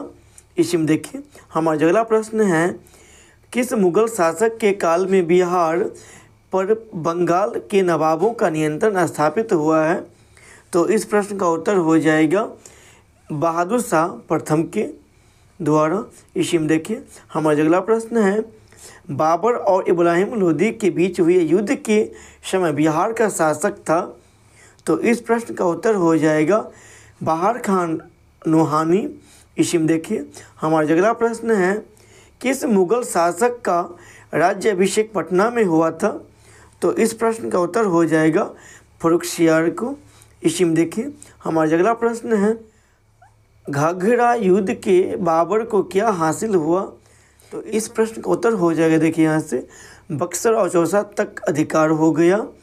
महमूद लोदी को बिहार से उड़ीसा भाग जाना पड़ा और मुगल शासक नुसरत शाह से संधि हो गई। तो उपयुक्त सभी हो जाएगा। तो घाघरा के युद्ध में बाबर को ये सभी चीज़ हासिल हुआ था। इसी में देखिए हमारा अगला प्रश्न है, पटना चित्त शैली की नींव किसके सूबेदारी काल में पड़ी थी? तो इस प्रश्न का उत्तर हो जाएगा अजीम। इसी में देखिए हमारा अगला प्रश्न है, बाबर के समय बिहार का कुल वार्षिक राजस्व था? तो इस प्रश्न का उत्तर हो जाएगा 4,05,60,000 था। इसी में देखिए हमारा अगला प्रश्न है, हुमायूं के समय बिहार पर किसका अधिकार था? इस प्रश्न का जो उत्तर हो जाएगा अफगानियों का शासन था हुमायूं के समय में। इसी में देखिए हमारा अगला प्रश्न है, पटना को अजीमाबाद नाम दिया था? तो इस प्रश्न का जो उत्तर हो जाएगा ये अजीम के द्वारा जो पटना को अजीमाबाद नाम दिया था। इसी में देखिए हमारा अगला प्रश्न है, बिहार को सर्वप्रथम अपने साम्राज्य में मिलाने वाला मुगल शासक था? इस प्रश्न का जो उत्तर हो जाएगा अकबर। इसी में देखिए हमारा अगला प्रश्न है, बिहार को मुगल साम्राज्य के सूबा प्रांत का दर्जा दिया गया? तो इस प्रश्न का उत्तर हो जाएगा 1580 ईस्वी में। इसी में देखिए हमारा अगला प्रश्न है, मुगल सूबा प्रांत बनने के उपरांत बिहार का पहला मनसबदार गवर्नर बना? तो इस प्रश्न का जो उत्तर हो जाएगा मुजफ्फर खां तुर्बतीक। इसी में देखिए हमारा अगला प्रश्न है, अकबर कालीन बिहार कितने भागों में विभक्त था? तो इस प्रश्न का उत्तर हो जाएगा 7 भागों में विभक्त था। इसी में देखिए हमारा अगला प्रश्न है, किस वर्ष शाहजादा आजम को बिहार की सूबेदार मिली थी? तो इस प्रश्न का जो उत्तर हो जाएगा 1677 ईस्वी में। इसी में देखिए हमारा अगला प्रश्न है, हिंदुओं से कितना प्रतिशत कर लिया कर जो है जजिया के रूप में वसूला जाता था? तो इस प्रश्न का उत्तर हो जाएगा 5%। इसी में देखिए हमारा अगला प्रश्न है, अकबर कालीन बिहार के 7 सरकारों द्वारा कितना वार्षिक राजस्व प्राप्त करता था? तो इस प्रश्न का जो उत्तर हो जाएगा 43,17,044 रुपया। इसी में देखिए हमारा अगला प्रश्न है, किसके सूबेदारी काल में 10वें सिख गुरु गोविंद सिंह का जन्म पटना में हुआ था। दोस्तों ये भी प्रश्न बहुत ही भी है, पूछ लिया जाता है। निम्नलिखित में से कौन से सिख गुरु को जन्म पटना में हुआ था? तो हो जाएगा गुरु गोविंद सिंह का जन्म जो है पटना में हुआ था। इसको आप याद रखें। तो इस प्रश्न का जो उत्तर हो जाएगा ये लश्कर खां। इसी में देखिए हमारा अगला प्रश्न है कुंवर। दोस्तों फ्रेश नहीं दिख रहा है ये, हम आपको बताते हैं। कुंवर मान सिंह को कब बिहार का मनसबदार सूबेदार बनाया गया था? तो इस प्रश्न का जो उत्तर हो जाएगा ये 1587 ईस्वी में। इसको याद रखें, ये कुंवर मान सिंह लिखा हुआ है यहाँ पे। इसी में देखिए हमारा अगला प्रश्न है मुमताज महल का भाई शाइस्ता खां किस वर्ष बिहार का सूबेदार बना था? तो इस प्रश्न का जो उत्तर हो जाएगा 1639 ईस्वी में। इसी में देखिए हमारा अगला प्रश्न है पटना में बाग ए जफर खां का निर्माण किस सूबेदार ने करवाया था? तो इस प्रश्न का उत्तर हो जाएगा सईद खां। इसी में देखिए हमारा अगला प्रश्न है किसके सूबेदारी काल में अंग्रेजी यात्री बर्नियर पटना आया था? तो इस प्रश्न का जो उत्तर हो जाएगा लश्कर खां। इसी में देखिए हमारा अगला प्रश्न है अकबर द्वारा संपूर्ण बिहार पर नियंत्रण कर लेने के पश्चात प्रशासनिक सुविधा के दृष्टि से बिहार को कितने परगनों में बांटा गया था? तो इस प्रश्न का जो उत्तर हो जाएगा 199 परगना में ये बांटा गया था। इसको आप याद रखें। इसी में देखिए हमारा अगला प्रश्न है शहजादा मुराद का कब्र पटना के किस स्थान पर है? तो इस प्रश्न का जो उत्तर हो जाएगा पटना अस्पताल के निकट। इसी में देखिए हमारा अगला प्रश्न है किसने पटना में एक मदरसे का निर्माण 1629 में करवाया था? तो इस प्रश्न का जो उत्तर हो जाएगा सैफ खां। इसी में देखिए हमारा अगला प्रश्न है जहांगीर ने अकबर कालीन बिहार के मनसबदार सूबेदार के स्थान पर किसे बिहार का मनसबदार सूबेदार नियुक्त किया? इस प्रश्न का जो उत्तर हो जाएगा लाल बेग मतलब बाज बहादुर खां। इसी में देखिए हमारा अगला प्रश्न है किस मुगल शहजादे के नाम पर पटना में मुरादपुर नामकरण हुआ? तो इस प्रश्न का जो उत्तर हो जाएगा ये मुराद के नाम पर ही मुरादपुर जो पटना में जो है इसका नामकरण हुआ था। इसी में देखिए हमारा अगला प्रश्न है अकबर के काल में बिहार प्रांतीय सूबा प्रशासन प्रमुख को सिपह सालान कहा जाता था, परंतु उसके उत्तराधिकारी के काल में प्रांतीय प्रशासन प्रमुख को क्या नामकरण किया गया था? तो इस प्रश्न का जो उत्तर हो जाएगा सूबेदार कहा जाता था इस समय में। इसी में देखिए हमारा अगला प्रश्न है बिहार के मनेर में स्थित शाह दौलत का मकबरा किस सूबेदार ने बनवाया था? तो इस प्रश्न का जो उत्तर हो जाएगा इब्राहिम खां के द्वारा। इसी में देखिए हमारा अगला प्रश्न है अकबर ने बंगाल तथा बिहार को मुगल साम्राज्य में किस वर्ष मिलाया था? तो इस प्रश्न का जो उत्तर होगा 1576 ईस्वी में जो है अकबर ने जो बंगाल तथा बिहार को मुगल साम्राज्य में मिला लिया था। इसी में देखिए हमारा अगला प्रश्न है किसकी विद्वता से प्रसन्न होकर अकबर ने 1556 से 57 में पुरस्कार स्वरूप मिथिला का राज दे दिया था? तो इस प्रश्न का जो उत्तर हो जाएगा महेश ठाकुर। इसी में देखिए हमारा अगला प्रश्न है शहजादा खुर्रम ने 1622 से 1624 के वर्ष में विद्रोह कर बिहार के किन क्षेत्रों पर अपना अधिकार कर लिया था? तो इस प्रश्न का जो उत्तर हो जाएगा ये पटना परवीज सासाराम सभी पर अपना अधिकार कर लिया था। उसका उत्तर हो जाएगा उपरोक्त सभी डी। इसी में देखिए हमारा अगला प्रश्न है जहांगीर ने अपने पुत्र शाहजादा परवेज को किस वर्ष बिहार का सूबेदार बनाया था? इस प्रश्न का जो उत्तर हो जाएगा 1621 ईस्वी में। दोस्तों इससे आगे जो मेरा ऑब्जेक्टिव क्वेश्चन है आधुनिक बिहार से संबंधित जो है क्वेश्चन है। इसमें देखिए इसमें देखेंगे यूरोपीय व्यापारियों का बिहार में आगमन से संबंधित ऑब्जेक्टिव क्वेश्चन।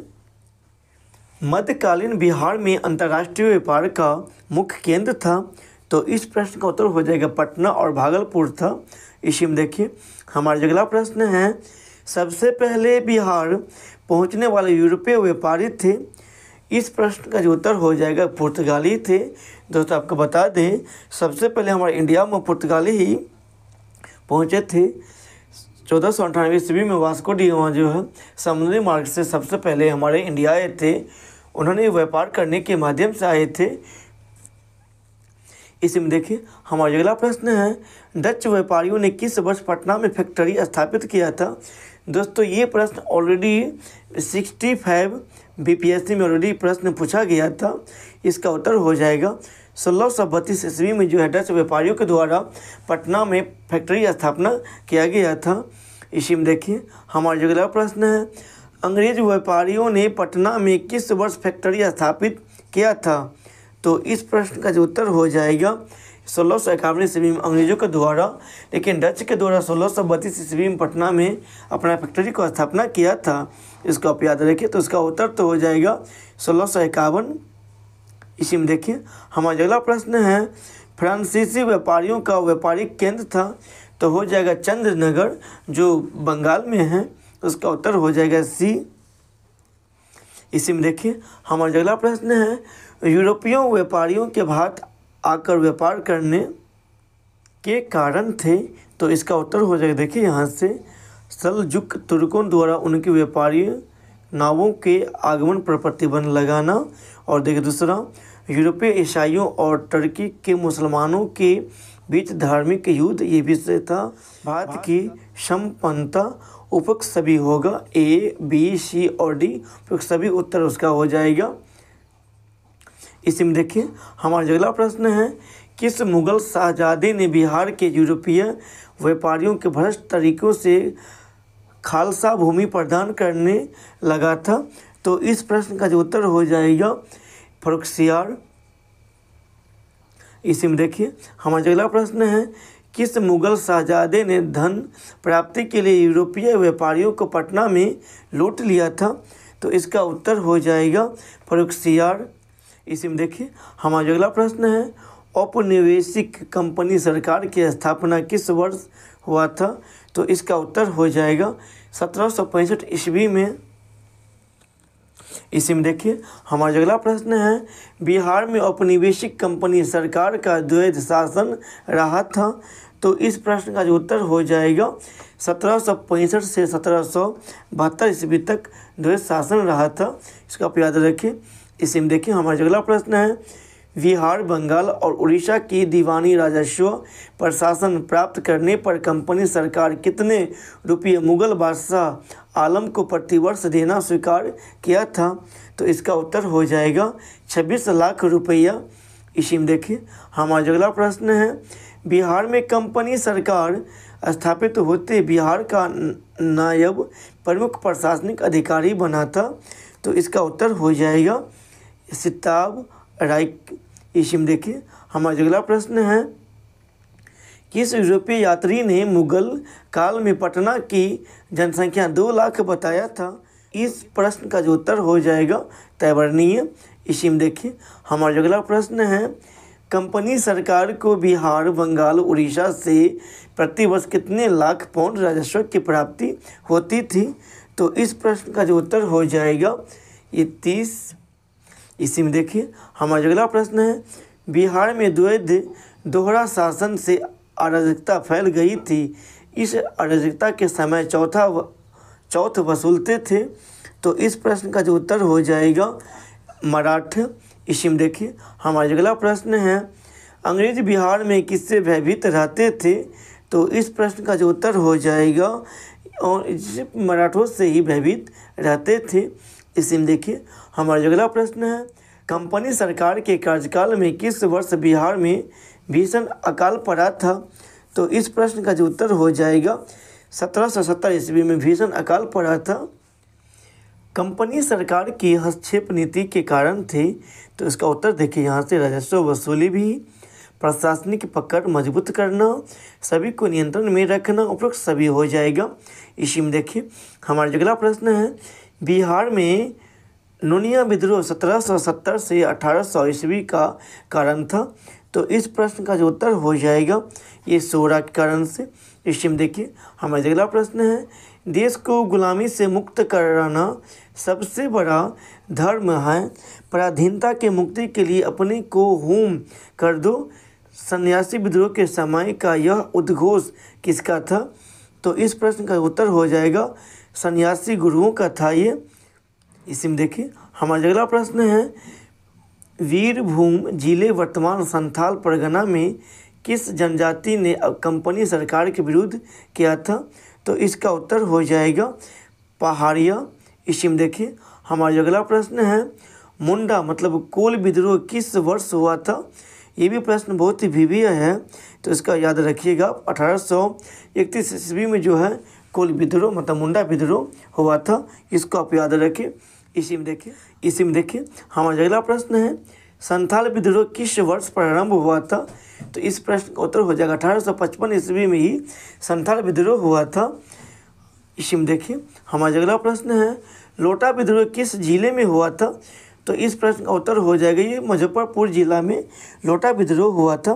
दोस्तों एक्चुअली हुआ क्या था, जो जेल में जो कैदी थे उसको लोटा जो पानी पीने के लिए मिला था, इसका स्थान पर जो मिट्टी का बना हुआ कुछ बर्तन दिया था पानी पीने के लिए, इसलिए यहाँ पर लोटा विद्रोह जेल के कैदियों के द्वारा किया गया था, इसको आप याद रखें। इसी में देखिए हमारा अगला प्रश्न है, वहाबी भी आंदोलन का प्रमुख केंद्र था? तो इस प्रश्न का जो उत्तर हो जाएगा पटना था। दोस्तों इससे आगे जो मेरा ऑब्जेक्टिव क्वेश्चन रहेगा, बिहार में स्वाधीनता संघर्ष के प्रारंभिक चरण 1857 क्रांति की शुरुआत से संबंधित ऑब्जेक्टिव क्वेश्चन, बिहार में 1857 का सैनिक विद्रोह कहाँ से शुरू हुआ था? तो इस प्रश्न का उत्तर हो जाएगा ये रोहिणी से हुआ था। इसी में देखिए हमारा अगला प्रश्न है, बिहार में पहला सैनिक विद्रोह कब हुआ था? तो इस प्रश्न का उत्तर हो जाएगा 12 जून 1857 क्रांति जो है रोहिणी से हुआ था, इसको आप याद रखें। इसी में देखिए हमारा अगला प्रश्न है, दानापुर छावनी के भारतीय सैनिक ने कब विद्रोह किया था? तो इस प्रश्न का उत्तर हो जाएगा 25 जुलाई 1857 क्रांति का विद्रोह किया था। विद्रोही भारतीय सैनिकों ने किसे अपना नेता चुना था? तो इस प्रश्न का उत्तर हो जाएगा कुंवर सिंह को चुना था। इसी में देखिए हमारा अगला प्रश्न है, विद्रोही भारतीय सैनिक ने किसे अपना नेता चुना था? तो इस प्रश्न का उत्तर हो जाएगा कुंवर सिंह को। इसी में देखिए हमारा अगला प्रश्न है, दानापुर छावनी के किस बटालियन के भारतीय सैनिकों ने विद्रोह किया था? तो इस प्रश्न का उत्तर हो जाएगा 7वीं बटालियन, 8वीं बटालियन, 40वीं बटालियन, उपयुक्त सभी हो जाएगा। दोस्तों इसी में देखिए हमारा अगला प्रश्न है, कुंवर सिंह ने कब अपना लंबा अभियान शुरू किया था? तो इस प्रश्न का उत्तर हो जाएगा 13 अगस्त 1857 ईस्वी को। इसी में देखिए हमारा अगला प्रश्न है, विद्रोही सैनिकों ने कब आरा शहर पर कब्जा कर लिया था? तो इस प्रश्न का उत्तर हो जाएगा 26 जुलाई 1857 ईस्वी में। इसी में देखिए हमारा अगला प्रश्न है, पटना में किसने विद्रोह की शुरुआत की थी? दोस्तों ये प्रश्न बहुत भिन्न है, अगर आपको पूछ लिया जाएगा 1857 के क्रांति की शुरुआत किसने किया बिहार में, तो हो जाएगा कुंवर सिंह। लेकिन अगर पूछ लिया जाएगा पटना से किसने विद्रोह की नेतृत्व किया, तो हो जाए मतलब विद्रोह किया था, तो हो जाएगा पीर अली खां। ये जो है ये पुस्तक विक्रेता थे, उन्होंने शुरुआत किया था पटना से, पीर अली खां। इसी में देखिए हमारा अगला प्रश्न है, विद्रोहियों ने कब गया शहर पर कब्जा कर लिया? तो इस प्रश्न का उत्तर हो जाएगा 3 अगस्त 1857 को। इसी में देखिए हमारा अगला प्रश्न है, चंपारण के विद्रोहियों ने किस अंग्रेज अधिकारी की हत्या कर दिया था? तो इस प्रश्न का उत्तर हो जाएगा मेजर होम्स को। इसी में देखिए हमारा अगला प्रश्न है, माधव सिंह, जय मंगल पांडे, नादिर अली, सुरेंद्र शाही आदि किस क्षेत्र के विद्रोही सैनिक के नेता थे? तो इस प्रश्न का उत्तर हो जाएगा हजारीबाग के। इसी में देखिए हमारा अगला प्रश्न है, छोटा नागपुर में विद्रोहियों के नेता कौन था? तो इस प्रश्न का उत्तर हो जाएगा ठाकुर विश्वनाथ सहदेव इसी में देखिए हमारा अगला प्रश्न है पलामू क्षेत्र में किसके नेतृत्व में लड़ाई लड़ी गई थी। तो इस प्रश्न का जो उत्तर हो जाएगा, ये जो पलामू के क्षेत्र में लड़ाई लड़ा गया था नीलंबर और पीतम्बर के नेतृत्व में लड़ा गया था। इसी में देखिए हमारा अगला प्रश्न है जगदीशपुर में किसके नेतृत्व में समानांतर सरकार की स्थापना की गई थी। तो इस प्रश्न का उत्तर हो जाएगा अमर सिंह। इसी में देखिए हमारा अगला प्रश्न है जगदीशपुर में अमर सिंह के नेतृत्व में स्थापित सरकार का प्रधान कौन था। तो इस प्रश्न का उत्तर हो जाएगा हरिकिशन सिंह था। इसी में देखिए हमारा अगला प्रश्न है 1857 के विद्रोह से बिहार का कौन सा भाग अप्रभावित रहा था। तो इस प्रश्न का उत्तर हो जाएगा मुंगेर। दोस्तों ये भी प्रश्न बहुत भी आया है। मुंगेर क्षेत्र जो है बिहार में 1857 क्रांति से अप्रभावित रहा था। इसी में देखिए हमारा अगला प्रश्न है अंग्रेजों के प्रति निष्ठा रखने वाला राजा ने अपने राज्य में कुंवर सिंह को प्रवेश की अनुमति नहीं दी थी। तो इस प्रश्न का उत्तर हो जाएगा रीवा के राजा जो है अंग्रेज से तालमेल रखे हुए थे, इसलिए जो कुंवर सिंह को प्रवेश की अनुमति नहीं दी थी अपने क्षेत्र में। इसी में देखिए हमारा अगला प्रश्न है कुंवर सिंह ने किस अंग्रेज कैप्टन के साथ अंतिम युद्ध किया था। तो इस प्रश्न का उत्तर हो जाएगा डगलस के साथ। इसी में देखिए इस प्रश्न का जो उत्तर होगा कानपुर के युद्ध में। इसी में देखिए हमारा अगला प्रश्न है कुंवर सिंह कब आजमगढ़ पर अधिकार किया था। तो इस प्रश्न का उत्तर हो जाएगा 26 मार्च 1858 ईस्वी को।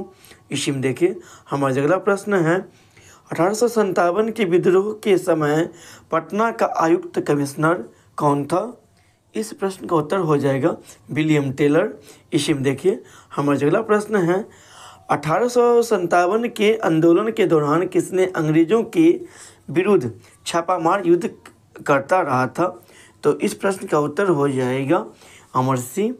इसी में देखिए हमारा अगला प्रश्न है किस अंग्रेज अधिकारी ने कुंवर सिंह को मिलने के लिए पटना आमंत्रित किया था। तो इस प्रश्न का उत्तर हो जाएगा टेलर। इसी में देखिए हमारा अगला प्रश्न है मोहम्मद हुसैन खां किस क्षेत्र में विद्रोह का नेतृत्व किया था। तो इस प्रश्न का उत्तर हो जाएगा छापरा। इसी में देखिए हमारा अगला प्रश्न है कुंवर सिंह के छोटे भाई व छापामार युद्ध के योद्धा अमर सिंह को किसने गिरफ्तार किया था। तो इस प्रश्न का उत्तर हो जाएगा जंग बहादुर। दोस्तों इससे आगे जो मेरा ऑब्जेक्टिव क्वेश्चन है स्वतंत्रता आंदोलन के विभिन्न चरणों से संबंधित महत्वपूर्ण ऑब्जेक्टिव क्वेश्चन स्वदेशी आंदोलन का प्रणेता कौन था। तो इस प्रश्न का उत्तर हो जाएगा सखाराम गणेश देवसाकर था। इसी में देखिए हमारा अगला प्रश्न है देशोर कथा देश की बात के लेखक था।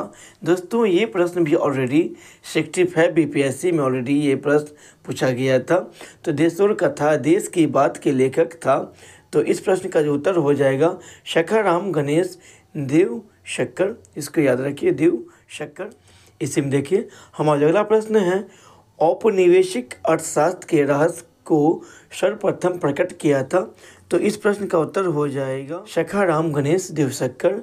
इसी में देखिए हमारा अगला प्रश्न है क्रांतिकारी संगठन अनुशीलन समिति की एक शाखा पटना में स्थापित किया था।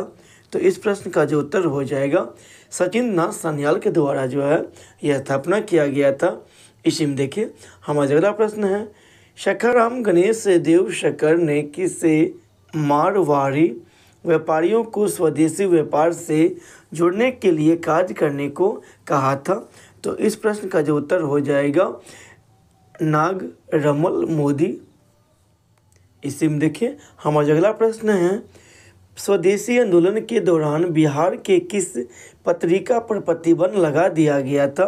तो इस प्रश्न का जो उत्तर हो जाएगा पाटलिपुत्र पत्रिका पर भी, सत्ययुग पत्रिका पर भी और स्वराज कथा पत्रिका उपयुक्त सभी पर जो इस ऑप्शन के हिसाब से सभी पर जो प्रतिबंध लगा दिया गया था।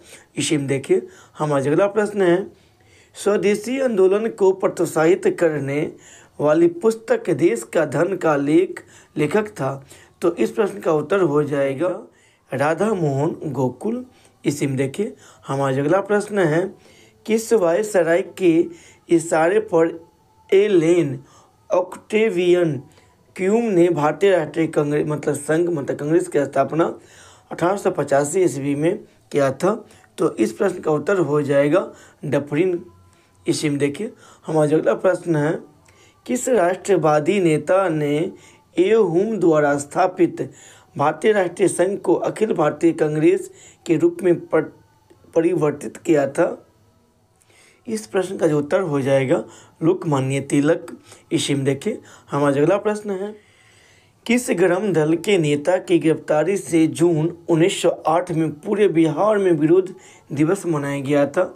तो इस प्रश्न का उत्तर हो जाएगा लोकमान्य के तिलक की गिरफ्तार के समय में पूरे बिहार में 1908 ईस्वी में विरोध दिवस मनाया गया था ईस्वी में। देखिए हमारा अगला प्रश्न है, लोकमान्य तिलक ने कब होम रूल लीग की स्थापना की थी?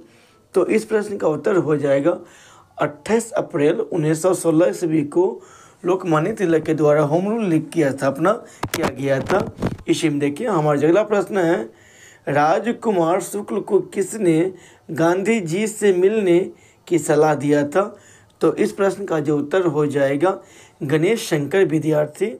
दोस्तों प्रश्न ये भी बनता है, जो किसके कहने पर महात्मा गांधी ने बिहार आए थे 1917 ईस्वी में? तो हो जाएगा राजकुमार शुक्ल। लेकिन राजकुमार शुक्ल को किसने कहा गांधी जी से आप मिलिए? तो इसका उत्तर हो जाएगा गणेश शंकर विद्यार्थी के द्वारा ये कहा गया था। ये दोनों प्रश्न अलग अलग प्रकार के हैं, उसका आप याद रखें। गांधी जी कब अपने सहयोगियों के साथ मोतिहारी पहुंचे थे? तो इस प्रश्न का उत्तर हो जाएगा 16 अप्रैल 1917 ईस्वी में ये पहुंचे। दोस्तों याद रखिए आप 1916 ईस्वी में लखनऊ अधिवेशन हुआ था। इसी अधिवेशन में राजकुमार शुक्ल ने महात्मा गांधी से मिले और यहाँ पर महात्मा गांधी के जो बिहार के किसानों को दशा के बारे में महात्मा गांधी को बताया राजकुमार शुक्ल ने। और राजकुमार शुक्ल को कब मिलने के लिए महात्मा गांधी से गणेश शंकर विद्यार्थी ने कहा था? तो महात्मा गांधी अपने सहयोगियों के साथ जो मोतिहारी 16 अप्रैल 1917 ईस्वी में पहुँचे और 1917 ईस्वी में महात्मा गांधी के पहला सफल सत्याग्रह था चंपारण सत्याग्रह, जिसको आप याद रखें। इसी में देखिए हमारा अगला प्रश्न है, चंपारण सत्याग्रह आंदोलन के दौरान तिरहुत प्रमंडल का आयुक्त था? तो इस प्रश्न का जो उत्तर हो जाएगा इस समय में जो LF मार्शेट था इसी में। देखिए हमारा अगला प्रश्न है, चंपारण संबंधी विवाद को हल करने के लिए चंपारण एग्रेरियन कमेटी का गठन कहाँ हुआ था? तो इस प्रश्न का जो उत्तर हो जाएगा रांची में किया गया था। इस समय में रांची जो है मतलब झारखंड जो है हमारे बिहार की पार्ट हुआ करता था। ये 15 नवंबर 2000 ईस्वी को बिहार से झारखंड अलग हो गया। इसी में देखिए हमारा अगला प्रश्न है, चंपारण अधिनियम का जन्म हुआ था? तो इस प्रश्न का जो उत्तर हो जाएगा मार्च 1918 ईस्वी को। इसी में देखिए हमारा अगला प्रश्न है, रोलट एक्ट अराजकता एवं क्रांतिकारी अपराध कानून पारित हुआ था? तो इस प्रश्न का जो उत्तर हो जाएगा 21 मार्च 1919 ईस्वी को रोलट एक्ट पारित हुआ था। इसी में देखिए हमारा अगला प्रश्न है, रोलट एक्ट को किसने काला कानून की संज्ञा दी थी? तो इस प्रश्न का उत्तर हो जाएगा महात्मा गांधी के द्वारा रोलट एक्ट को काला कानून की संज्ञा दिया था, जिसको आप याद रखिए। खिलाफत आंदोलन को व्यापक करने के लिए कब संपूर्ण बिहार में हड़ताल मतलब बंद रखा गया था? तो इस प्रश्न का उत्तर हो जाएगा 19 मार्च 1920 ईस्वी को। इसी में देखिए हमारा अगला प्रश्न है, कांग्रेस के किस अधिवेशन में असहयोग आंदोलन प्रस्ताव पास हुआ था? तो इस प्रश्न का जो उत्तर हो जाएगा कलकत्ता अधिवेशन में। इसी में देखिए हमारा अगला प्रश्न है, बिहार स्टूडेंट्स कॉन्फ्रेंस की स्थापना कब हुई थी? तो इस प्रश्न का जो उत्तर हो जाएगा 1906 ईस्वी में। इसी में देखिए हमारा अगला प्रश्न है, बिहार में राष्ट्रीय चेतना जागरण के क्या कारण थे? तो इस प्रश्न का जो उत्तर हो जाएगा औपनिवेशिक सरकार की नस्लवादी नीति ये भी था, अंग्रेज़ों को अहंकारी स्वभाव ये भी था, और भारतीयों पर अंग्रेज़ों का अत्याचार मतलब A, B और C उपरोक्त सभी हो जाएगा। इसी में देखिए हमारा अगला प्रश्न है, बिहार छात्र परिषद का गठन किया था? तो इस प्रश्न का जो उत्तर हो जाएगा राजेंद्र प्रसाद के द्वारा। इसी में देखिए हमारा अगला प्रश्न है, बिहार प्रांतीय सम्मेलन का पहला अधिवेशन 1908 में कहाँ हुआ था? तो इस प्रश्न का जो उत्तर हो जाएगा पटना में। इसी में देखिए हमारा अगला प्रश्न है, बिहार में कब होम रूल लीग की स्थापना हुई थी? तो इस प्रश्न का जो उत्तर हो जाएगा 16 दिसंबर 1916 ईस्वी को बिहार में होम रूल लीग की स्थापना किया गया था। इसको आप याद रखें। इसी में देखिए हमारा अगला प्रश्न है, बिहार में होम रूल लीग मतलब आंदोलन के संस्थापक थे? तो इसका उत्तर हो जाएगा मजहरुल हक। इसी में देखिए हमारा अगला प्रश्न है, पटना होम रूल लीग के किस नेता ने विजयादशमी के दिन भारत माता की पूजा आरंभ करने की विचार रखा था? तो इस प्रश्न का जो उत्तर हो जाएगा राम पूरन चंद के द्वारा। इसी में देखिए हमारा अगला प्रश्न है, बिहार के किस जिले में होम रूल लीग का प्रचार नहीं हुआ? तो इस प्रश्न का जो उत्तर हो जाएगा चंपारण में है। गौ हत्या रोकने के लिए बिहार में गौ रक्षणी सभाओं की स्थापना हुई थी? तो इस प्रश्न का जो उत्तर हो जाएगा 1893 ईस्वी में स्थापना किया गया था। इसी में देखिए हमारा अगला प्रश्न है, स्वदेशी आंदोलन के सक्रिय सदस्य खुदीराम बोस और प्रफुल्ल चौकी 30 अप्रैल 1908 को किसकी हत्या करना चाहते थे? तो इस प्रश्न का जो उत्तर हो जाएगा ये किंग्सफोर्ड की हत्या करना चाहते थे। इसी में देखिए हमारा अगला प्रश्न है, मुजफ्फरपुर बम कांड का दोषी ठहराकर किसे फांसी दी गई थी? तो इस प्रश्न का जो उत्तर हो जाए खुदीराम बोस को। इसी में देखिए हमारा अगला प्रश्न है, क्रांतिकारी नेता खुदीराम बोस को फांसी दी गई थी? तो इस प्रश्न का उत्तर हो जाएगा 11 अगस्त 1908 ईस्वी को। इसी में देखिए हमारा अगला प्रश्न है, स्वदेशी आंदोलन के दौरान प्रकाशित पत्रिका स्वराज कथा का संपादन किया था? तो इस प्रश्न का जो उत्तर हो जाएगा बाल मुकुंद वाजपेयी के द्वारा। इसी में देखिए हमारा अगला प्रश्न है, किस क्रांतिकारी पर तिरहुत षड्यंत्र मुकदमा चला था? तो इस प्रश्न का जो उत्तर हो जाएगा योगेंद्र शुक्ल पर। इसी में देखिए हमारा अगला प्रश्न है, बिहार के किस क्रांतिकारी नेता ने 1928 के हिंदुस्तान सोशलिस्ट रिपब्लिकन आर्मी की बैठक में सम्मिलित हुए थे? इस प्रश्न का उत्तर हो जाएगा फणीनंद्र नाथ घोष। इसी में देखिए हमारा अगला प्रश्न है, पटना क्रांतिकारी के नेता थे?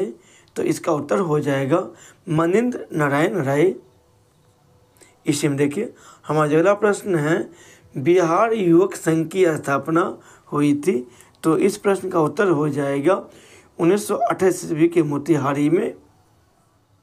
दोस्तों इससे आगे जो मेरा ऑब्जेक्टिव क्वेश्चन है, आधुनिक बिहार राज्य गठन से संबंधित ऑब्जेक्टिव क्वेश्चन है। मुगल बादशाह शाह आलम द्वितीय द्वारा ईस्ट इंडिया कंपनी को कब बंगाल, बिहार और उड़ीसा की दीवानी राजस्व प्रशासन प्रदान किया गया था? तो इस प्रश्न का जो उत्तर हो जाएगा 12 अगस्त 1765 ईस्वी को। इसको आप याद रखें। इसी में देखिए हमारा अगला प्रश्न है, कंपनी सरकार की राजधानी थी? तो इस प्रश्न का उत्तर हो जाएगा कलकत्ता।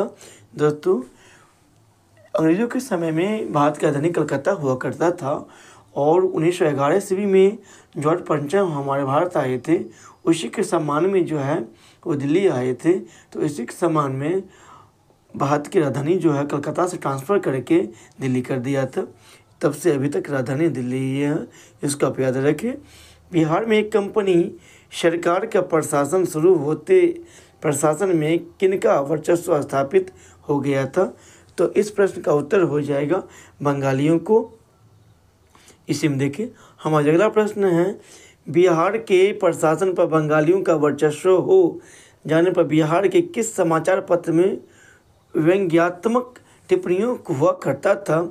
तो इस प्रश्न का उत्तर हो जाएगा बिहार टाइम्स। इसी में देखिए हमारा अगला प्रश्न है, किसके संपादन में बिहार टाइम्स निकाला करता था? तो इसका उत्तर हो जाएगा महेश नारायण। इसी में देखिए हमारा अगला प्रश्न है, बिहार टाइम्स से कब से निकलना शुरू हुआ था? तो इस प्रश्न का उत्तर हो जाएगा 1894 ईस्वी से। इसी में देखिए हमारा जो अगला प्रश्न है, बिहार के किस उपराज्यपाल को महेश नारायण ने 1894 में बिहार को बंगाल से अलग करने का ज्ञापन दिया था? तो इस प्रश्न का जो उत्तर होगा चार्ल्स इलियट। इसी में देखिए हमारा जो अगला प्रश्न है, को बंगाल से अलग करने संबंधी लेख the partition of the lower provinces and alternative proposal 1904 में हिंदुस्तान रिव्यू में प्रकाशित हुआ था। यह किसके द्वारा लिखा गया था? तो इस प्रश्न का जो उत्तर हो जाएगा सच्चिदानंद के द्वारा ही लिखा गया था। उसका उत्तर हो जाएगा डी। इसी में देखिए हमारा जो अगला प्रश्न है, बंगाल का बंटवारा सांप्रदायिक आधार पर किस वायसराय ने 1904 में किया था? तो इस प्रश्न का जो उत्तर हो जाएगा कर्जन के द्वारा। इसी में देखिए हमारा जो अगला प्रश्न है, सच्चिदानंदन और महेश नारायण के विद्वतापूर्ण लेख के आधार पर बिहार को बंगाल से अलग करने संबंधी पुस्तक का निर्माण किया गया था। तो इस प्रश्न का जो उत्तर हो जाएगा partition of Bengal and separation of Bihar. इसको आप याद रखें। बिहार को बंगाल से अलग करने संबंधी बिहार प्रादेशिक सम्मेलन का दूसरा अधिवेशन भागलपुर में हुआ था, जिसमें बिहार को पृथक राज्य देने की मांग की गई थी। यह अधिवेशन कब भागलपुर में हुआ था? तो इस प्रश्न का जो उत्तर हो जाएगा 9 से 10 अप्रैल 1910 ईस्वी को ये हुआ था। इंग्लैंड का सम्राट जॉर्ज पंचम का शाही दरबार 1911 में कहाँ हुआ था?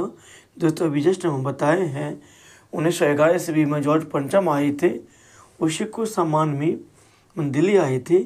उसी इसी के सम्मान में कलकत्ता से राजधानी दिल्ली ट्रांसफ़र कर दिया था। तो इसका उत्तर हो जाएगा दिल्ली आए थे, दिल्ली में ही शाही दरबार लगा था।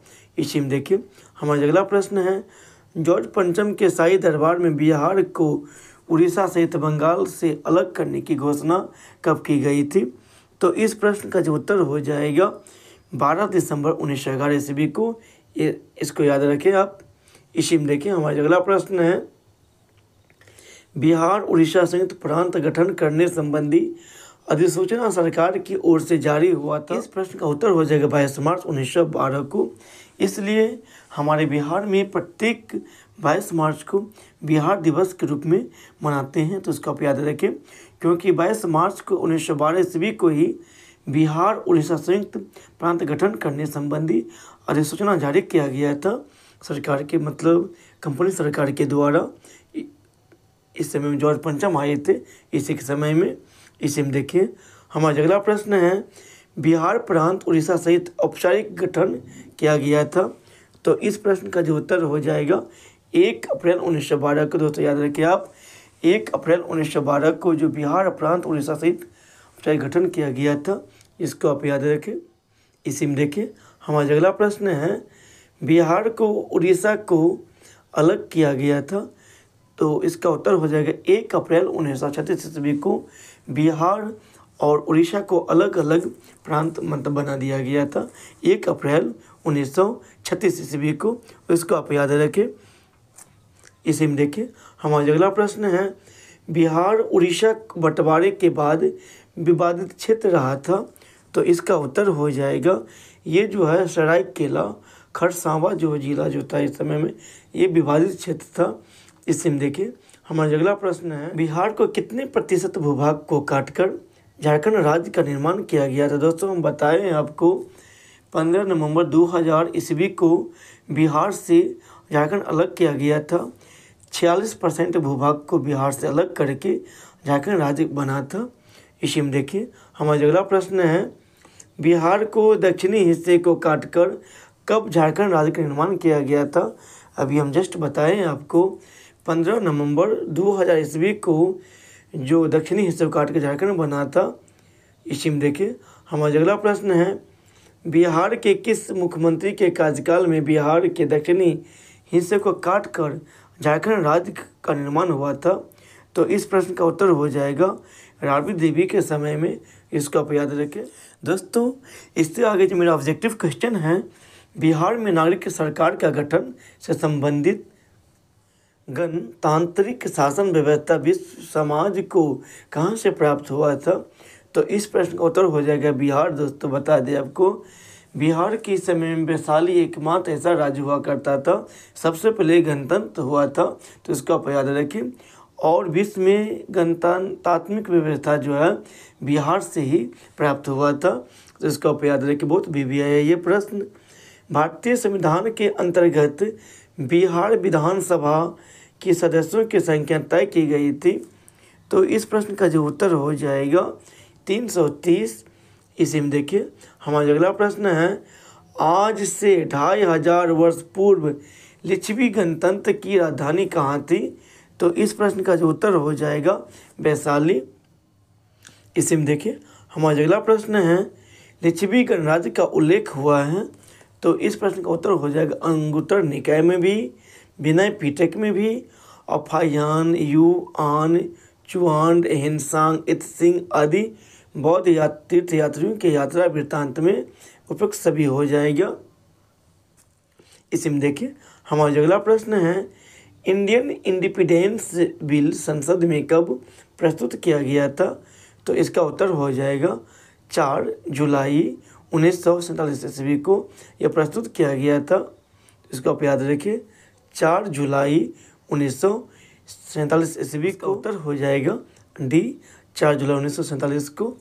इसी में देखिए हमारा अगला प्रश्न है, देश के बंटवारों के पश्चात संविधान सभा के कितने सदस्य रह गए थे जिन्होंने भारत के संविधान सभा के निर्माण में भाग लिया था?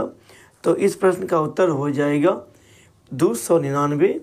इसी में देखिए हमारा अगला प्रश्न है, संविधान सभा ने भारतीय संविधान को कब पारित किया था? तो इस प्रश्न का उत्तर हो जाएगा दोस्तों, इसका उत्तर तो हो जाएगा 26 जनवरी 1950 को हमारे देश में संविधान पूर्ण रूप से लागू किया गया था। लेकिन बनकर तैयार जो है 26 नवंबर 1949 को ही बनकर तैयार हो गया था, और भारतीय संविधान को बनने में 2 वर्ष 11 महीने और 18 दिन लगा था, और 26 नवंबर को कुछ आर्टिकल को लागू कर दिया था। इसलिए क्वेश्चन इतिहास में बनता है, हमारे भारतीय संविधान को अंगीकृत कब किया गया था? तो उसका उत्तर हो जाए 26 नवंबर 1949 को। और संविधान को पूर्ण रूप से लागू कब किया गया था? तो 26 जनवरी 1950, उसको आप याद रखें। इसी में देखिए हमारा अगला प्रश्न है, संविधान सभा का पहला अध्यक्ष कौन था? तो दोस्तों इसका उत्तर हो जाएगा, पहला जो अस्थायी अध्यक्ष था, तो उसका उत्तर हो जाएगा सच्चिदानंद सिन्हा। इसी में देखिए हमारा अगला प्रश्न है, संविधान निर्माण समिति के अध्यक्ष थे? तो इस प्रश्न का जो उत्तर हो जाएगा BR अम्बेडकर। इसका आप याद रखिए, क्योंकि निर्माण समिति के अध्यक्ष पूछ रहे हैं हमको। इसी में देखिए हमारा अगला प्रश्न है, 1937 के चुनाव में बिहार विधानसभा के लिए कितने सीटों के लिए व्यवस्था की गई थी? तो इस प्रश्न का उत्तर हो जाएगा 152। इसी में देखिए हमारा अगला प्रश्न है, भारत छोड़ो आंदोलन के पश्चात किसने सांप्रदायिक आधार पर बिहार का विभाजन मुद्दा उठाया था? तो इस प्रश्न का उत्तर हो जाएगा मुस्लिम लीग के द्वारा। इसी में देखिए हमारा अगला प्रश्न है, मार्च 1946 के चुनाव में बिहार विधानसभा के लिए कांग्रेस कितने सीटों पर विजय प्राप्त हुआ था? तो इस प्रश्न का उत्तर हो जाएगा 98 सीट पर। इसी में देखिए हमारा अगला प्रश्न है, श्री कृष्ण सिंह के नेतृत्व में कब 1946 में कांग्रेस मंत्रिमंडल ने शपथ ग्रहण की थी? तो इस प्रश्न का उत्तर हो जाएगा 30 मार्च 1940 ईस्वी को। इसी में देखिए हमारा अगला प्रश्न है, भारतीय संविधान सभा के लिए चुनाव कब हुए थे? तो इसका उत्तर हो जाएगा जुलाई 1940 ईस्वी को। इसी में देखिए हमारा जो नेक्स्ट प्रश्न है, बिहार विधानसभा से भारतीय संविधान सभा के लिए कितने सदस्य चुने गए थे? तो इसका उत्तर हो जाएगा 39। इसी में देखिए हमारा अगला प्रश्न है, किस औपनिवेशिक कानून से भारतीय संविधान ने बहुत सी धाराओं को अपनाया है? तो इसका उत्तर हो जाएगा 1935 भारतीय सरकार कानून अधिनियम से। दोस्तों आज मेरा जो है इतिहास का टॉपिक यहीं पर समाप्त हो रहा है। धन्यवाद दोस्तों।